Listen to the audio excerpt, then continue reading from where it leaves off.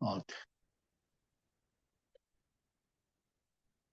ಮಹೋನ್ನತನಾದಂತ ದೇವರ ಪರಿಶುದ್ಧವಾದ ನಾಮಕ್ಕೆ ಸ್ತೋತ್ರಗಳನ್ನ ಸಲ್ಲಿಸುತ್ತಾ ಬೆಳಗಿನ ಜಾವದಲ್ಲಿ ಎಚ್ಚರವಾಗಿದ್ದು ಪ್ರಾರ್ಥಿಸಿ ಕಾರ್ಯಕ್ರಮಕ್ಕೆ ಹಸುರಸರಾಗಿ ಕೂಡಿ ಬಂದಿರುವಂತಹ ದೇವ ಮಂದೆಗೆ, ದೇವರ ಸಭೆಗೆ, ನಮ್ಮ ಒಡೆಯನು ರಕ್ಷಕನೂ ಆಗಿರುವಂತಹ ಯೇಸು ಕ್ರಿಸ್ತನ ಮಧುರ ನಾಮದಲ್ಲಿ ಹೃತ್ಪೂರ್ವಕವಾದಂತಹ ಸ್ವಾಗತವನ್ನು ಕೋರುವಂತನಾಗಿದ್ದಾನೆ.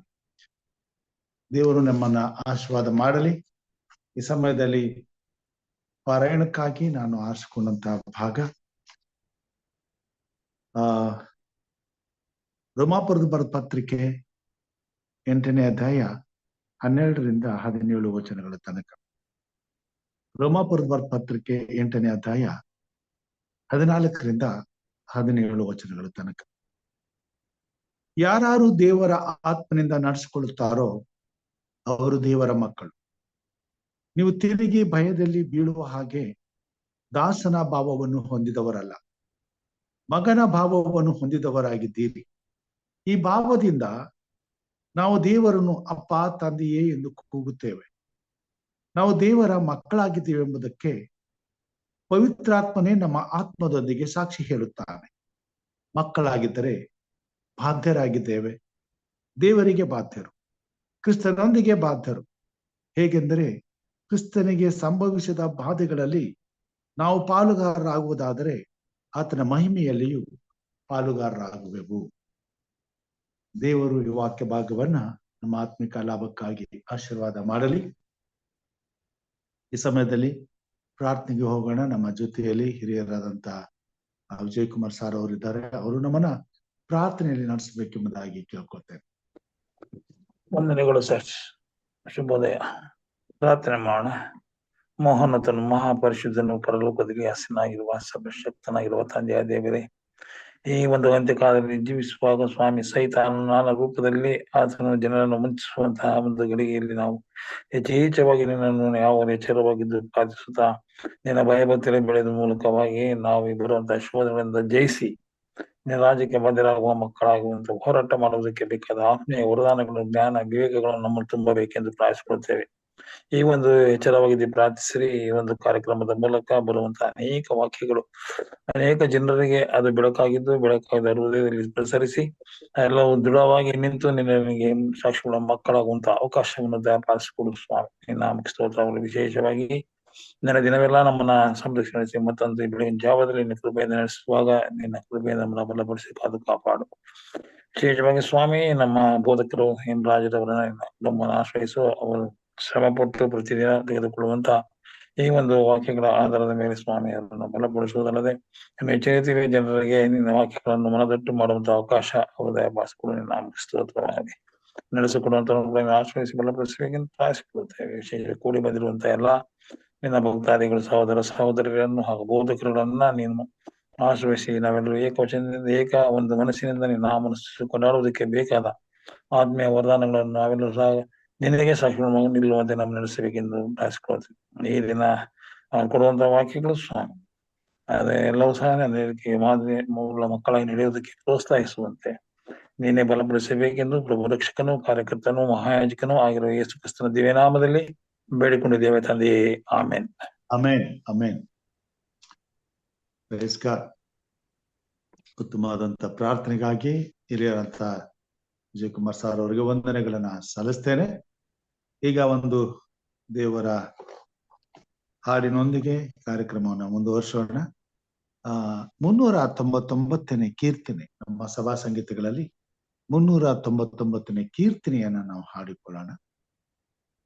ಏಸು ನನ್ನ ಬಾಳಿಗೆ ಬೆಳಕಾದ. ಏಸು ನನ್ನ ಬಾಳಿಗೆ ಬೆಳಕಾದ, ನನಗೆ ಎಷ್ಟೋ ಆನಂದ. ಏಸು ನನ್ನ ಬಾಳಿಗೆ ಬೆಳಕಾದ, ನನಗೆ ಎಷ್ಟೋ ಆನಂದ. ಈ ಲೋಕವನೇ ಸೃಷ್ಟಿಸಿ ಸರ್ವ ಸಂಪತ್ತು ನನಗೆ ಕೊಟ್ಟೆ, ಈ ಲೋಕವನೇ ಸೃಷ್ಟಿಸಿ ಸರ್ವ ಸಂಪತ್ತು ನನಗೆ ಕೊಟ್ಟೆ, ಮಾರ್ಗ ತಪ್ಪಿ ಹೋದ ನನ್ನ ನಿನ್ನ ಪ್ರೀತಿ ಸೆಳೆದುಕೊಂಡೆ, ನನ್ನ ಹೃದಯದಲ್ಲೂ ನೀನೇ, ನನ್ನ ಆಲೋಚನೆಯು ನೀನೇ. ಯೇಸು ನನ್ನ ಬಾಳಿಗೆ ಬೆಳಕಾದ, ನನಗೆ ಎಷ್ಟು ಆನಂದ, ಪಾಪ ಕತ್ತಲೆಯೂ ನೀಗಿತು, ಎಲ್ಲ ಮಾಯೆಯು ಮರೆಯಾಯಿತು, ಪಾಪ ಕತ್ತಲೆಯು ನೀಗಿತು, ಎಲ್ಲ ಮಾಯೆಯು ಮರೆಯಾಯಿತು, ನಿನ್ನ ಆತ್ಮನ ಬಲದಿಂದ ನಾ ಬಾಳುವೆ ನಿನಗಾಗಿ, ನನ್ನ ಹೃದಯದಲ್ಲೂ ನೀನೇ, ನನ್ನ ಆಲೋಚನೆಯು ನೀನೇ. ಯೇಸು ನನ್ನ ಬಾಳಿಗೆ ಬೆಳಕಾದ, ನನಗೆ ಎಷ್ಟು ಆನಂದ, ಯೇಸು ನನ್ನ ಬಾಳಿಗೆ ಬೆಳಕಾದ, ನನಗೆ ಎಷ್ಟು ಆನಂದ. ಆಮೆನ್. ದೇವರ ಪರಿಶುದ್ಧವಾದ ನಾಮಕ್ಕೆ ಸ್ತೋತ್ರಗಳನ್ನ ಸಲ್ಲಿಸುತ್ತಾ ಕರ್ತನ ವಾಕ್ಯದ ಭಾಗಕ್ಕೆ ನಾವು ಹೋಗೋಣ. ಕೊರಿಂಥದವರು ಬರೆದ ಪತ್ರಿಕೆ, ಮೊದಲನೇ ಕೊರಿಂಥದವರಿಗೆ ಬರೆದ ಪತ್ರಿಕೆ 6ನೇ ಅಧ್ಯಾಯ, 2ನೇ ಅಧ್ಯಾಯ 16-17 ವಚನದಲ್ಲಿ ಪೌಲನು ಹೀಗೆ ಬರೆಯುವಂತನಾಗಿದ್ದಾನೆ. ಮೊದಲನೇ ಕೊರಿಂಥದವರ ಪತ್ರಿಕೆ 2ನೇ ಅಧ್ಯಾಯ 16 ಮತ್ತು 17 ವಚನದಲ್ಲಿ, ನೀವು ದೇವರ ಆಲಯವಾಗಿದ್ದೀರೆಂದು, ದೇವರ ಆತ್ಮನು ನಿಮ್ಮಲ್ಲಿ ವಾಸ ಮಾಡುತ್ತಾನೆಂದು ನಿಮಗೆ ಗೊತ್ತಿಲ್ಲವೋ? ಯಾವನಾದರೂ ದೇವರ ಆಲಯವನ್ನು ಕೆಡಿಸಿದರೆ ದೇವರು ಅವನನ್ನು ಕೆಡಿಸುವನು. ಯಾಕೆಂದರೆ ದೇವರ ಆಲಯವು ಪವಿತ್ರವಾದದ್ದು, ಆ ಆಲಯವು ನೀವೇ. 1ನೇ ಕೊರಿಂಥ 6ನೇ ಅಧ್ಯಾಯ 19-20 ಹೀಗೆ ಬರೆಯುತ್ತಾರೆ, ದೇವರಿಂದ ದೊರಕಿ ನಿಮ್ಮೊಳಗೆ ನೆಲೆಗೊಂಡಿರುವ ಪವಿತ್ರಾತ್ಮನಿಗೆ ನಿಮ್ಮ ದೇಹವು ಗರ್ಭಗುಡಿಯಾಗಿದೆ ಎಂಬುದು ನಿಮಗೆ ತಿಳಿಯದೋ? ನೀವು ನಿಮ್ಮ ಸ್ವಂತ ಸೊತ್ತಲ್ಲ, ನೀವು ಕ್ರಯಕ್ಕೆ ಕೊಳ್ಳಲ್ಪಟ್ಟವರು. ಆದ ಕಾರಣ ನಿಮ್ಮ ದೇಹದಲ್ಲಿ ದೇವರ ಪ್ರಭಾವವನ್ನು ಪ್ರಚುರಪಡಿಸಿರಿ. ಪೌಲನು ಇನ್ನು ಮುಂದೆ ಹೋಗಿ ರೋಮಾಪುರದ ಪತ್ರಿಕೆಯಲ್ಲಿ 12ನೇ ಅಧ್ಯಾಯ 1ನೇ ವಚನದ ಕೊನೆ ಭಾಗದಲ್ಲಿ ಹೀಗೆ ಬರೀತಾನೆ.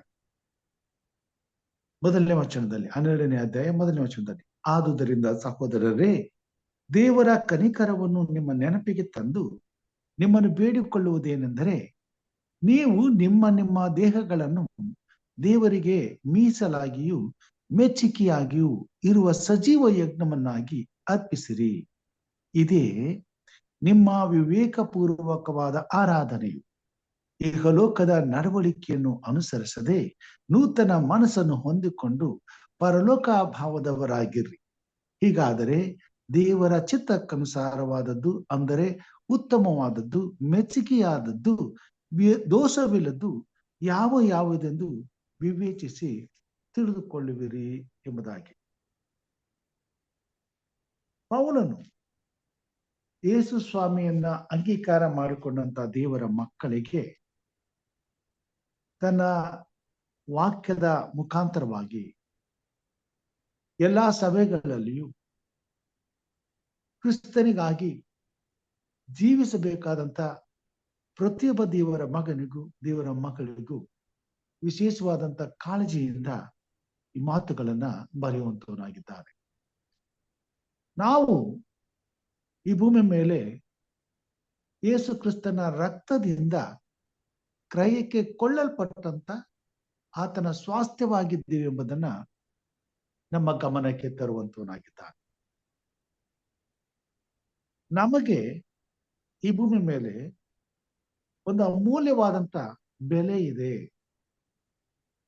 ಯೇಸು ಕ್ರಿಸ್ತನನ್ನ ಅಂಗೀಕಾರ ಮಾಡಿಕೊಂಡಂತ ಪ್ರತಿಯೊಬ್ಬ ದೇವರ ಮಗನು, ದೇವರ ಮಗಳು ಈ ಲೋಕದಲ್ಲಿ ಬೆಲೆ ಬಾಳುವಂತ ಒಂದೊಂದು ಮುತ್ತುಗಳಾಗಿದ್ದಾರೆ.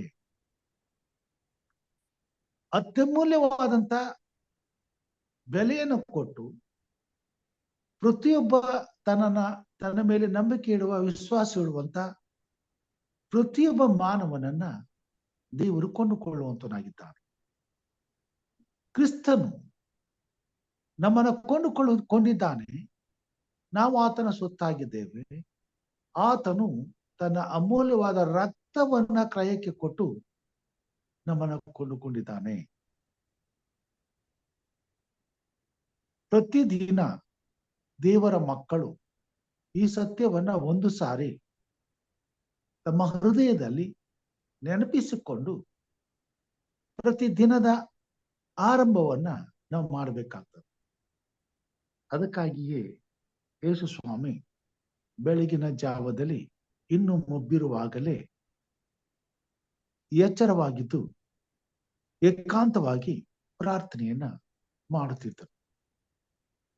ದೇವರ ವಾಕ್ಯದಲ್ಲಿ ನಾವು ನೋಡ್ತೇವೆ, ನಾವು ಅಲ್ಪರಾದವರಲ್ಲ, ನಾವು ಅಯೋಗ್ಯರಿಂದ ಎಣಿಸಲ್ಪಟ್ಟವರಲ್ಲ.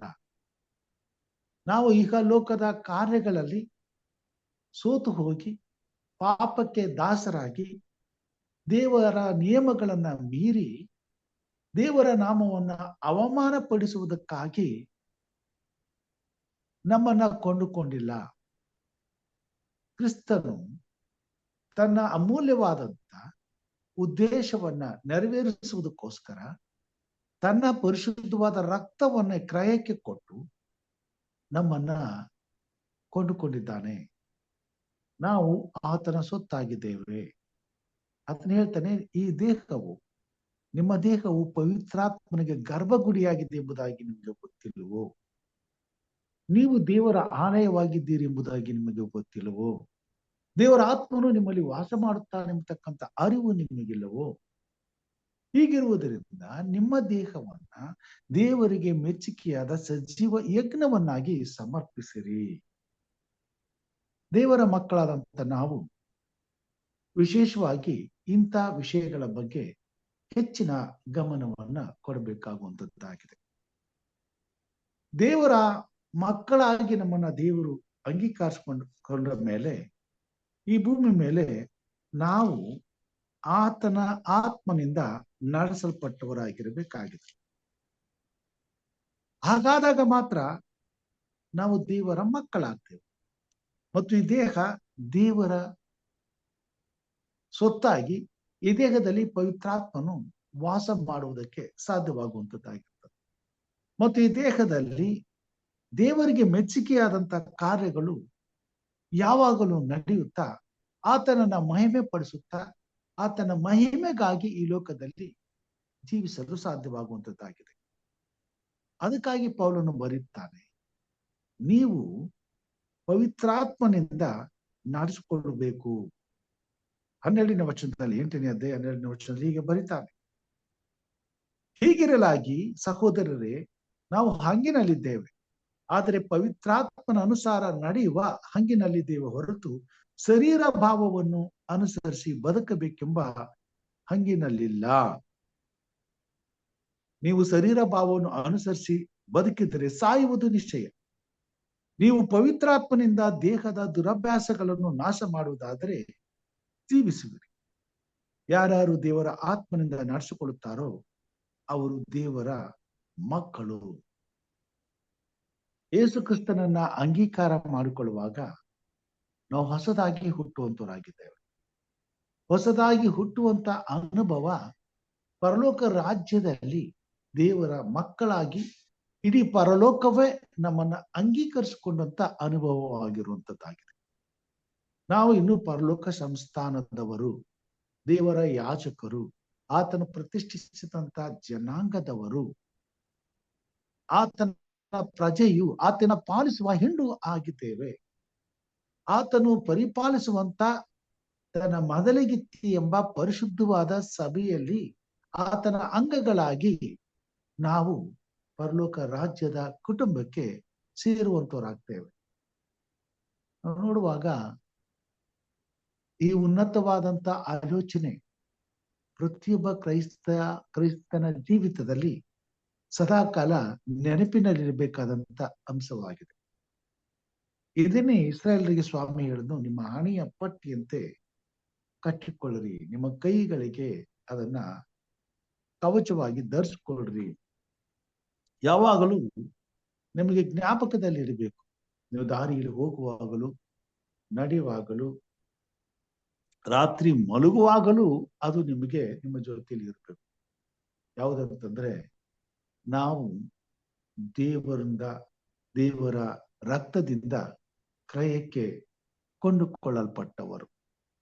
ನಾವು ನಮ್ಮ ಸ್ವಂತ ಸೊತ್ತಲ್ಲ. ಅಂದರೆ ಇಲ್ಲಿಯ ತನಕ ಈ ಶರೀರದಲ್ಲಿ ನಾವು ನಮ್ಮ ಸ್ವಂತ ಇಚ್ಛೆಗಾಗಿ ಬಳಸುವಂತ ಹಕ್ಕನ್ನ ನಾವು ಕಳೆದುಕೊಂಡಿದ್ದೇವೆ.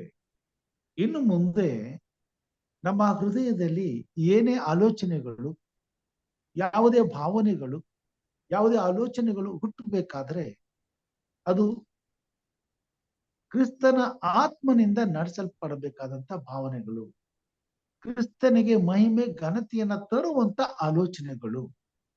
ಇವುಗಳನ್ನ ನಾವು ದಿನಾಲು ನಮ್ಮ ಜೀವಿತದಲ್ಲಿ ಕಾರ್ಯರೂಪದಲ್ಲಿ ತರಬೇಕಾಗ್ತದೆ.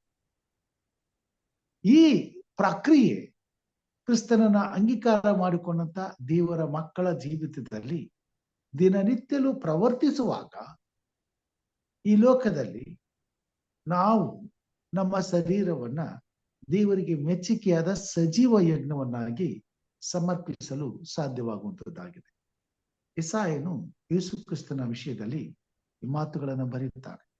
ನೀನು ನನಗೆ ಈ ದೇಹವನ್ನ ಸಿದ್ಧ ಮಾಡಿಕೊಟ್ಟೆ, ಈ ದೇಹವನ್ನ ನಿನಗೆ ಯಜ್ಞವನ್ನಾಗಿ ನಾನು ಸಮರ್ಪಿಸುತ್ತೇನೆ ಎಂಬುದಾಗಿ ಕೀರ್ತನೆಗಾರನು ಬರೀತಾರೆ. ಈ ಭೂಮಿ ಮೇಲೆ ದೇವರನ್ನ ಅಂಗೀಕಾರ ಮಾಡಿಕೊಳ್ಳುವಾಗ ನಮ್ಮ ಶರೀರವನ್ನ ದೇವರಿಗೆ ಸಂಪೂರ್ಣವಾಗಿ ಒಪ್ಪಿಸಿಕೊಡುವಂತ ಒಡಂಬಡಿಕೆಯನ್ನು ನಾವು ಮಾಡಿಕೊಳ್ತೇವೆ. ಇನ್ನು ಮೇಲೆ ನಾನು ನನ್ನ ಸ್ವಂತ ಇಚ್ಛೆಯಂತೆ ಬದುಕದೆ, ತಂದೆಯಾದ ದೇವರೇ ನೀನು ಕೊಡುವ ಪವಿತ್ರಾತ್ಮನ ಇಚ್ಛೆಯಂತೆ ನಡೆಯುವುದಕ್ಕೆ ನನ್ನನ್ನು ಒಪ್ಪಿಸಿಕೊಡುತ್ತೇನೆ. ಇದನ್ನ ಕ್ರಿಸ್ತನು ಮದುವೆಯ ಸಂಬಂಧಕ್ಕೆ ಹೋಲಿಸಿದ್ದಾನೆ. ಹೆಂಡತಿ ಗಂಡನಿಗೆ ಅಧೀನಳಾಗಿರಬೇಕು. ಸಭೆ ಎಂಬ ತನ್ನ ಮೊದಲಿಗಿತ್ತಿ ಆತನಿಗೆ ಅಧೀನಳಾಗಬೇಕು. ಸಭೆಯಲ್ಲಿ ಅಂಗಗಳಾಗಿರ್ತಕ್ಕಂಥ ಪ್ರತಿಯೊಂದು ಅಂಗವು ಆತನಿಗೆ ಅಧೀನವಾಗಿರಬೇಕು. ಸಭೆಗೆ ಯಜಮಾನನಾಗಿರುವಂತ ಕ್ರಿಸ್ತನಿಗೆ ಅಧೀನನಾಗಿರಬೇಕು. ಈ ಭೂಮಿ ಮೇಲೆ ದೇವರ ಮಕ್ಕಳಾದಂತ ನಾವು ಈ ವಿಷಯದಲ್ಲಿ ಸದಾಕಾಲ ಎಚ್ಚರವಾಗಿರಬೇಕಾಗಿದೆ. ನಾವು ಇನ್ನು ಮೇಲೆ ನಮ್ಮ ಸ್ವಂತ ಸೊತ್ತಲ್ಲ. ನಾವೇನೇ ಮಾಡಿದ್ರು ಕೂಡ ಅದಕ್ಕೆ ನಾವು ಲೆಕ್ಕ ಕೊಡಬೇಕು. ನಮ್ಮ ಮನಸ್ಸಿನಲ್ಲಿ ಹುಟ್ಟುವಂತ ಆಲೋಚನೆಗಳು ಕೂಡ ದೇವರಿಗೆ ಗೊತ್ತಾಗುವುದರಿಂದ ಅಲ್ಲಿಯೂ ಕೂಡ ದೇವರಿಗೆ ವಿರುದ್ಧವಾದ ಕಾರ್ಯಗಳು ನಡೆಯದೆ ದೇವರಿಗೆ ಮೆಚ್ಚುಗೆಯಾದಂತ ಕಾರ್ಯಗಳೇ ನಡೆಯಬೇಕಾಗಿದೆ. ಅದನ್ನು ದಾವೀದನು 19ನೇ ಕೀರ್ತನೆಯಲ್ಲಿ ಬರೀತಾನೆ. 14ನೇ ವಚನದಲ್ಲಿ, ಯೆಹೋವನೇ ನನ್ನ ಶರಣನೇ, ನನ್ನ ವಿಮೋಚಕನೇ, ನನ್ನ ಮಾತುಗಳು, ನನ್ನ ಹೃದಯದ ಧ್ಯಾನವು ನಿನಗೆ ಸಮರ್ಪಕವಾಗಿರಲಿ. ಈ ಭೂಮಿ ಮೇಲೆ ದೇವರನ್ನ ಅರಿತಂತ ಜನಾಂಗ, ದೇವರನ್ನ ಪ್ರೀತಿಸುವಂತ ಜನಾಂಗ, ದೇವರ ಘನತೆಗಾಗಿ ಪ್ರತ್ಯೇಕಿಸಲ್ಪಟ್ಟಂತ ಜನಾಂಗ, ತನ್ನ ಸ್ವಂತ ರಕ್ತವನ್ನೇ ಕ್ರಯಕ್ಕೆ ಕೊಟ್ಟು ಕೊಂಡುಕೊಂಡಂತ ಜನಾಂಗ ನಾವಾಗಿದ್ದೇವೆ. ಅದಕ್ಕಾಗಿ ದೇವರು ನಮ್ಮನ್ನ ಆರಿಸಿಕೊಂಡಿದ್ದಾನೆ, ತನ್ನ ಪ್ರಾಣವನ್ನು ಈಡು ಕೊಟ್ಟು ನಮ್ಮನ್ನ ಕೊಂಡುಕೊಂಡಿದ್ದಾನೆ. ಈಗ ಕ್ರಿಸ್ತನನ್ನ ಅರಿಯೋದಕ್ಕಿಂತ ಮುಂಚಿತವಾಗಿ ಈ ದೇಹದಲ್ಲಿ, ಈ ದೇಹವು ಬಯಸಿದ ಹಾಗೆ ಬದುಕುವಂತೆ ದೇಹದ ಹಂಗಿನಲ್ಲಿ ನಾವು ಇದ್ದೆವು. ಆದರೆ ಯಾವಾಗ ಯೇಸು ಕ್ರಿಸ್ತನ ವಿಷಯವಾದಂತ ಬೆಳಕು ನಮ್ಮಲ್ಲಿ ಪ್ರಕಾಶಿಸಿತು, ಕ್ರಿಸ್ತನ ವಾಕ್ಯದ ಬಲದಿಂದ ನಾವು ಕ್ರಿಸ್ತನಿಗೆ ನಮ್ಮನ್ನ ಒಪ್ಪಿಸಿಕೊಟ್ಟೆವು, ಆತನ ವಾಕ್ಯದ ಬಲದಿಂದ ನಾವು ಸಂಪೂರ್ಣವಾಗಿ ಜಲಸ್ನಾನವನ್ನ ಹೊಂದಿ, ದೀಕ್ಷಾ ಸ್ನಾನವನ್ನು ಹೊಂದಿ ಈ ಶರೀರವನ್ನ ಆತನ ಅಧೀನಕ್ಕೆ ಒಪ್ಪಿಸಿದೆವು. ಅಲ್ಲಿಂದ ದೇವರು ವಾಗ್ದಾನ ಮಾಡಿದಂತ ಪವಿತ್ರಾತ್ಮನನ್ನ ಆತನು ನಮಗೆ ಕಳಿಸಲ್ಪಟ್ಟಾಗ ಆ ಪವಿತ್ರಾತ್ಮನು ನಮ್ಮ ಹೃದಯದಲ್ಲಿ ಸದಾಕಾಲ ವಾಸಿಸುವುದಕ್ಕೆ ಇಷ್ಟಪಡುವಂತನಾಗಿದ್ದಾನೆ. ಆತನು ನಮ್ಮಲ್ಲಿ ಬಂದು ನೆಲೆಗೊಂಡಾಗ ಪವಿತ್ರಾತ್ಮನು ಸದಾಕಾಲ ನಮ್ಮಲ್ಲಿ ಇರುವುದಕ್ಕಾಗಿ ನಾವು ಅವಕಾಶ ಮಾಡಿಕೊಡ್ಬೇಕಾಗಿದೆ. ಅದಕ್ಕಾಗಿ ಆತನಿಗೆ ನಮ್ಮನ್ನ ಒಪ್ಪಿಸಿಕೊಡ್ಬೇಕಾಗಿದೆ. ಪ್ರತಿಯೊಂದು ವಿಷಯದಲ್ಲಿಯೂ ಈ ದೇಹವೆಂಬ ಈ ದೇವರು ಸಿದ್ಧ ಮಾಡಿಕೊಟ್ಟಿರುವಂತ ಈ ಪಾತ್ರೆಯನ್ನ ದೇವರ ಮಹಿಮೆಗಾಗಿ ಉಪಯೋಗಿಸಲು ಪವಿತ್ರಾತ್ಮನಿಗೆ ಒಪ್ಪಿಸಿಕೊಡಬೇಕಾಗಿದೆ. ಯಾವ ವ್ಯಕ್ತಿ ಈ ಸತ್ಯವನ್ನ ಅರಿತು ಇದಕ್ಕೆ ಘನತೆಯನ್ನ ಕೊಡುವವರಾಗಿ ದೇವರನ್ನ ಮಹಿಮೆ ಪಡಿಸಲು ತಮ್ಮ ಜೀವಿತದಲ್ಲಿ ದೇವರಿಗಾಗಿ ಪ್ರಥಮ ಸ್ಥಾನವನ್ನ ಇಟ್ಟು ಅದಕ್ಕಾಗಿ ಪ್ರಯಾಸ ಪಡಲು ತಮ್ಮನ್ನು ಒಪ್ಪಿಸಿಕೊಡ್ತಾರೋ ಅವರು ಪವಿತ್ರಾತ್ಮನಿಗೆ ಸದಾಕಾಲ ವಿಧೇಯರಾಗಿ ಜೀವಿಸಲಿಕ್ಕೆ ಸಾಧ್ಯವಾಗುವಂತದ್ದಾಗಿದೆ. ಕೀರ್ತನೆಗಾರನು ಬರೀತಾನೆ, 100ನೇ ಕೀರ್ತನೆಯಲ್ಲಿ ಹೀಗೆ ಬರೀತಾನೆ. ನಮ್ಮ ಸತ್ಯ ವೇದದಲ್ಲಿ 100ನೇ ಕೀರ್ತನೆಯಲ್ಲಿ ನಾವು ನೋಡುವಾಗ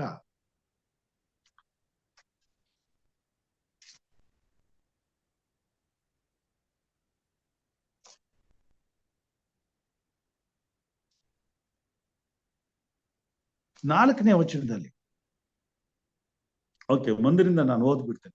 ಸಮಸ್ತ ಭೂ ನಿವಾಸಿಗಳೇ, ಯೆಹೋವನಿಗೆ ಜಯಘೋಷ ಮಾಡಿರಿ, ಯೆಹೋವನನ್ನು ಸಂತೋಷದಿಂದ ಸೇವಿಸಿರಿ, ಉತ್ಸಾಹಧ್ವನಿ ಮಾಡುತ್ತಾ ಆತನ ಸನ್ನಿಧಿಗೆ ಬನ್ನಿರಿ. ಯೆಹೋವನೇ ದೇವರೆಂದು ತಿಳಿದುಕೊಳ್ಳಿರಿ, ನಮ್ಮನ್ನು ಉಂಟು ಮಾಡಿದವನು ಆತನೇ, ನಾವು ಆತನವರು, ಆತನ ಪ್ರಜೆಯು, ಆತನು ಪಾಲಿಸುವ ಹೆಣ್ಣು ಆಗಿದ್ದೇವೆ. ಕೃತಜ್ಞತಾ ಸ್ತುತಿಯೊಡನೆ ಆತನ ಮಂದಿರ ದ್ವಾರಗಳಿಗೂ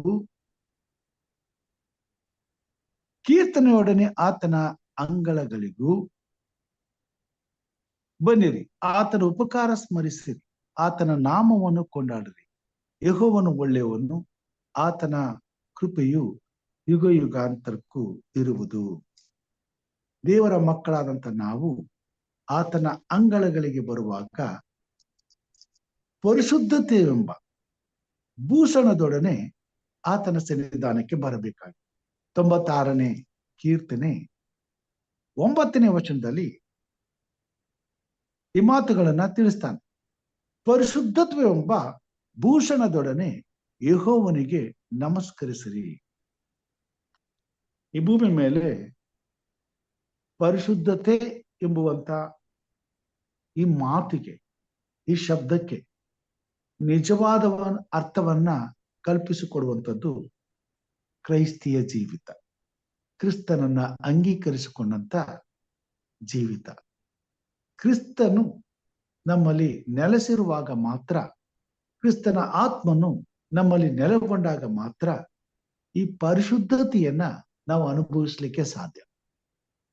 ಅದಕ್ಕಾಗಿಯೇ ದೇವರು ನಮಗೆ ಆತನನ್ನು ಅಂಗೀಕರಿಸಿಕೊಳ್ಳುವಾಗ ಯಾವುದೇ ಕ್ರಯವಿಲ್ಲದೆ ಪರಿಶುದ್ಧಾತ್ಮ ದೇವರನ್ನ ನಮಗೆ ಉಚಿತವಾಗಿ ದಾನ ಮಾಡುವಂತವನಾಗಿದ್ದಾನೆ. ಇದು ನಮ್ಮ ಅನುಭವಕ್ಕೆ ಯಾವಾಗ ಬರುತ್ತದೆ ಎಂಬುದಾಗಿ ಹೇಳುವಾಗ, ದೇವರ ಆತ್ಮನು ನಮ್ಮನ್ನು ಉಪಯೋಗಿಸುವಾಗ, ದೇವರ ಆತ್ಮನ ಕ್ರಿಯೆಗಳು ನಮ್ಮಲ್ಲಿ ನೆರವೇರುವಾಗ, ನಮಗೆ ಗೊತ್ತಿಲ್ಲದೆ ದೇವರ ಕಾರ್ಯಗಳು ನಮ್ಮ ಮಾತುಗಳಲ್ಲಿ, ನಮ್ಮ ಕ್ರಿಯೆಗಳಲ್ಲಿ, ನಮ್ಮ ನಡವಳಿಕೆಗಳಲ್ಲಿ ಕಾರ್ಯರೂಪಕ್ಕೆ ಬರುವಾಗ ಅವುಗಳ ಅನುಭವವನ್ನ ನಾವು ಅನುಭವಿಸ್ತಕ್ಕಂಥವರಾಗ್ತೇವೆ. ಯೇಸು ಸ್ವಾಮಿ ಈ ಭೂಮಿ ಮೇಲೆ ರಕ್ತ ಕುಸುಮ ರೋಗಿಯನ್ನ ಆಕೆ ಬಂದು ಆತನನ್ನ ಮುಟ್ಟಿದ ಕೂಡಲೇ ಆಕೆ ಸ್ವಸ್ಥಳಾದಳು. ಯೇಸು ಸ್ವಾಮಿ ಹುಟ್ಟು ಕುರುಡನನ್ನ ಮುಟ್ಟಿದ ಕೂಡಲೇ ಆತನಿಗೆ ಕಣ್ಣು ಬಂದವು. ಯೇಸು ಸ್ವಾಮಿ ಜ್ವರದಿಂದ ಬಳಲುತ್ತಿದ್ದಂತ ಜನರನ್ನ ಮುಟ್ಟಿದ ಕೂಡಲೇ ಅವರು ಸ್ವಸ್ಥರಾದರು. ಪವಿತ್ರಾತ್ಮನಿಂದ ನಡೆಸಲ್ಪಡುವಂತ ದೇವರ ಮಕ್ಕಳ ಜೀವಿತದಲ್ಲಿ ಪವಿತ್ರಾತ್ಮನ ಕಾರ್ಯಗಳು ಕಾರ್ಯರೂಪಕ್ಕೆ ಬರುವಾಗ ಈ ಭೂಮಿ ಮೇಲೆ ಇಂಥ ಅನುಭವಗಳನ್ನ ನಾವು ಅನುಭವಿಸ್ತೇವೆ. ಇಂಥ ಅನುಭವಗಳನ್ನ ಅನುಭವಿಸುವುದಕ್ಕಾಗಿಯೇ ನಾವು ಪ್ರತಿಷ್ಠಿಸಲ್ಪಟ್ಟವರು, ಆರಿಸಲ್ಪಟ್ಟವರು. ಇದಕ್ಕಾಗಿಯೇ ದೇವರು ನಮ್ಮನ್ನ ಕರೆದಿದ್ದಾನೆ, ನಮ್ಮನ್ನ ಕ್ರಯಕ್ಕೆ ಕೊಂಡುಕೊಂಡಿದ್ದಾನೆ. ಆತನ ಪ್ರಭಾವವು ನಮ್ಮಲ್ಲಿ ಪ್ರಕಾಶಿಸುವ ಹಾಗೆ, ಆತನ ಆತ್ಮನ ಕ್ರಿಯೆಗಳು ನಮ್ಮಲ್ಲಿ ಕಾರ್ಯರೂಪಕ್ಕೆ ಬಂದು ಆತನಿಗೆ ಘನತೆಯನ್ನು, ಮಾನವನ್ನು, ಮಹಿಮೆಯನ್ನು, ಸ್ತೋತ್ರವನ್ನು ತರುವ ಹಾಗೆ ಆತನು ನಮ್ಮನ್ನ ಉಪಯೋಗಿಸುವಂತವನಾಗಿದ್ದಾನೆ. ಅದಕ್ಕಾಗಿ ಆತನು ತನ್ನ ರಕ್ತವನ್ನ ಕ್ರಯಕ್ಕೆ ಕೊಟ್ಟು ನಮ್ಮನ್ನು ಕೊಂಡುಕೊಂಡಿದ್ದಾನೆ. ಇಂಥ ಒಂದು ದೇವರ ಆತ್ಮನ ಪ್ರಕ್ರಿಯೆ ಆತನನ್ನು ನಂಬಿರುವಂತ ಪ್ರತಿಯೊಬ್ಬ ಆತನ ಮಗನ, ಆತನ ಮಗಳ ಜೀವಿತದಲ್ಲಿ ಕಾರ್ಯರೂಪಕ್ಕೆ ಬರಬೇಕಾಗಿದೆ. ಅದನ್ನೇ ತಾನೇ ಆತನ 12 ಮಂದಿ ಶಿಷ್ಯರು ಪವಿತ್ರಾತ್ಮನ ಬಲವನ್ನು ಹೊಂದಿದ ಮೇಲೆ ಅದನ್ನ ಅನುಭವದಲ್ಲಿ ಅನುಭವಿಸಿದರು. ಕ್ರಿಸ್ತನು ಮಾಡಿದಂತ ಕ್ರಿಯೆಗಳನ್ನೇ ಅವರು ಮಾಡಿದರು. ಶಿಷ್ಯರಿಗೆ ಆ ಕಾರ್ಯಗಳು ಸಾಧ್ಯ ಹೇಗಾದವು? ಅವರು ತಮ್ಮ ತಮ್ಮ ದೇಹಗಳನ್ನ ಕ್ರಿಸ್ತನಿಗೆ ಸಜೀವ ಯಜ್ಞವನ್ನಾಗಿ ಸಮರ್ಪಿಸಿದರು. ಅಂದರೆ ಅವರು ಮಾಡುವಂತ ಪ್ರತಿಯೊಂದು ಆಲೋಚನೆಯು, ಪ್ರತಿಯೊಂದು ಕ್ರಿಯೆಯು ದೇವರಿಗೆ ಮೆಚ್ಚುಗೆಯಾದದ್ದು ಆಗಿತ್ತು. ದಾವೀದನು ಬರುತ್ತಾನೆ, ನನ್ನ ತುಟಿಗಳನ್ನ ಕದಗಳನ್ನ ಹಾಕು, ನನ್ನ ನಾಲಿಗೆಯಲ್ಲಿ ಯಾವುದಾದ್ರೂ ಒಂದು ಕೆಟ್ಟ ಮಾತಾದರೂ ಬರದಂತೆ ನೋಡಿಕೋ. ನನ್ನ ಹೃದಯದ ಆಲೋಚನೆಯು, ನನ್ನ ಬಾಯ ಮಾತುಗಳು ನಿನಗೆ ಸಮರ್ಪಕವಾಗಿರಲಿ. ಈ ಭೂಮಿ ಮೇಲೆ ದೇವರ ಮಕ್ಕಳಾದಂತ ನಾವು ಬಹಳ ಗಂಭೀರವಾಗಿ ನಮ್ಮ ಬಗ್ಗೆ ನಾವು ಪರಿಗಣಿಸಿಕೊಳ್ಳಬೇಕಾಗಿದೆ. ನಾವು ಲೋಕದವರ ಹಾಗೆ ಜೀವಿಸುವುದಕ್ಕಾಗಿ ಕರೆಯಲ್ಪಟ್ಟವನಲ್ಲ, ಬದುಕುವುದಕ್ಕಾಗಿ ಆರಿಸಲ್ಪಟ್ಟವರಲ್ಲ.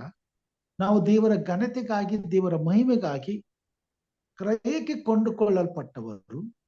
ಆದುದರಿಂದ ನಮ್ಮ ಈ ಶರೀರದಲ್ಲಿ ಶರೀರದ ದುರಿಚ್ಛೆಗಳನ್ನ ಅನುಭವಿಸೋದಕ್ಕೆ ಒಪ್ಪಿಸದೆ, ಈ ಶರೀರದಲ್ಲಿ ದೇವರ ಆತ್ಮನನ್ನ ನೆಲೆಗೊಳಿಸಿ ದೇವರ ಆತ್ಮನ ಇಚ್ಛೆಗಳನ್ನ ಪೂರೈಸುವುದಕ್ಕಾಗಿ ನಾವು ಜೀವಿಸಬೇಕಾಗಿದೆ. ಆದುದರಿಂದ ಈ ಶರೀರದಲ್ಲಿ ಹುಟ್ಟಬಹುದಾದಂತ ಎಲ್ಲ ಕೆಟ್ಟ ಆಲೋಚನೆಗಳನ್ನ ಪವಿತ್ರಾತ್ಮನ ಬಲದಿಂದ ಸುಟ್ಟು ಹಾಕಿ ಕ್ರಿಸ್ತನ ನಾಮದ ಘನತೆಗಾಗಿ, ದೇವರ ಮಹಿಮೆಯ ಕಾರ್ಯಗಳು ನಡೆಯುವುದಕ್ಕಾಗಿ ಈ ಶರೀರವನ್ನ ಪವಿತ್ರಾತ್ಮನಿಗೆ ಆಳಾಗಿ, ದಾಸನಾಗಿ, ಆತನಿಗೆ ಮೆಚ್ಚುಗೆಯಾದಂತಹ ಕಾರ್ಯಗಳನ್ನ ಮಾಡುವುದಕ್ಕಾಗಿ ಒಪ್ಪಿಸಿಕೊಡಬೇಕು ಎಂಬುದಾಗಿ.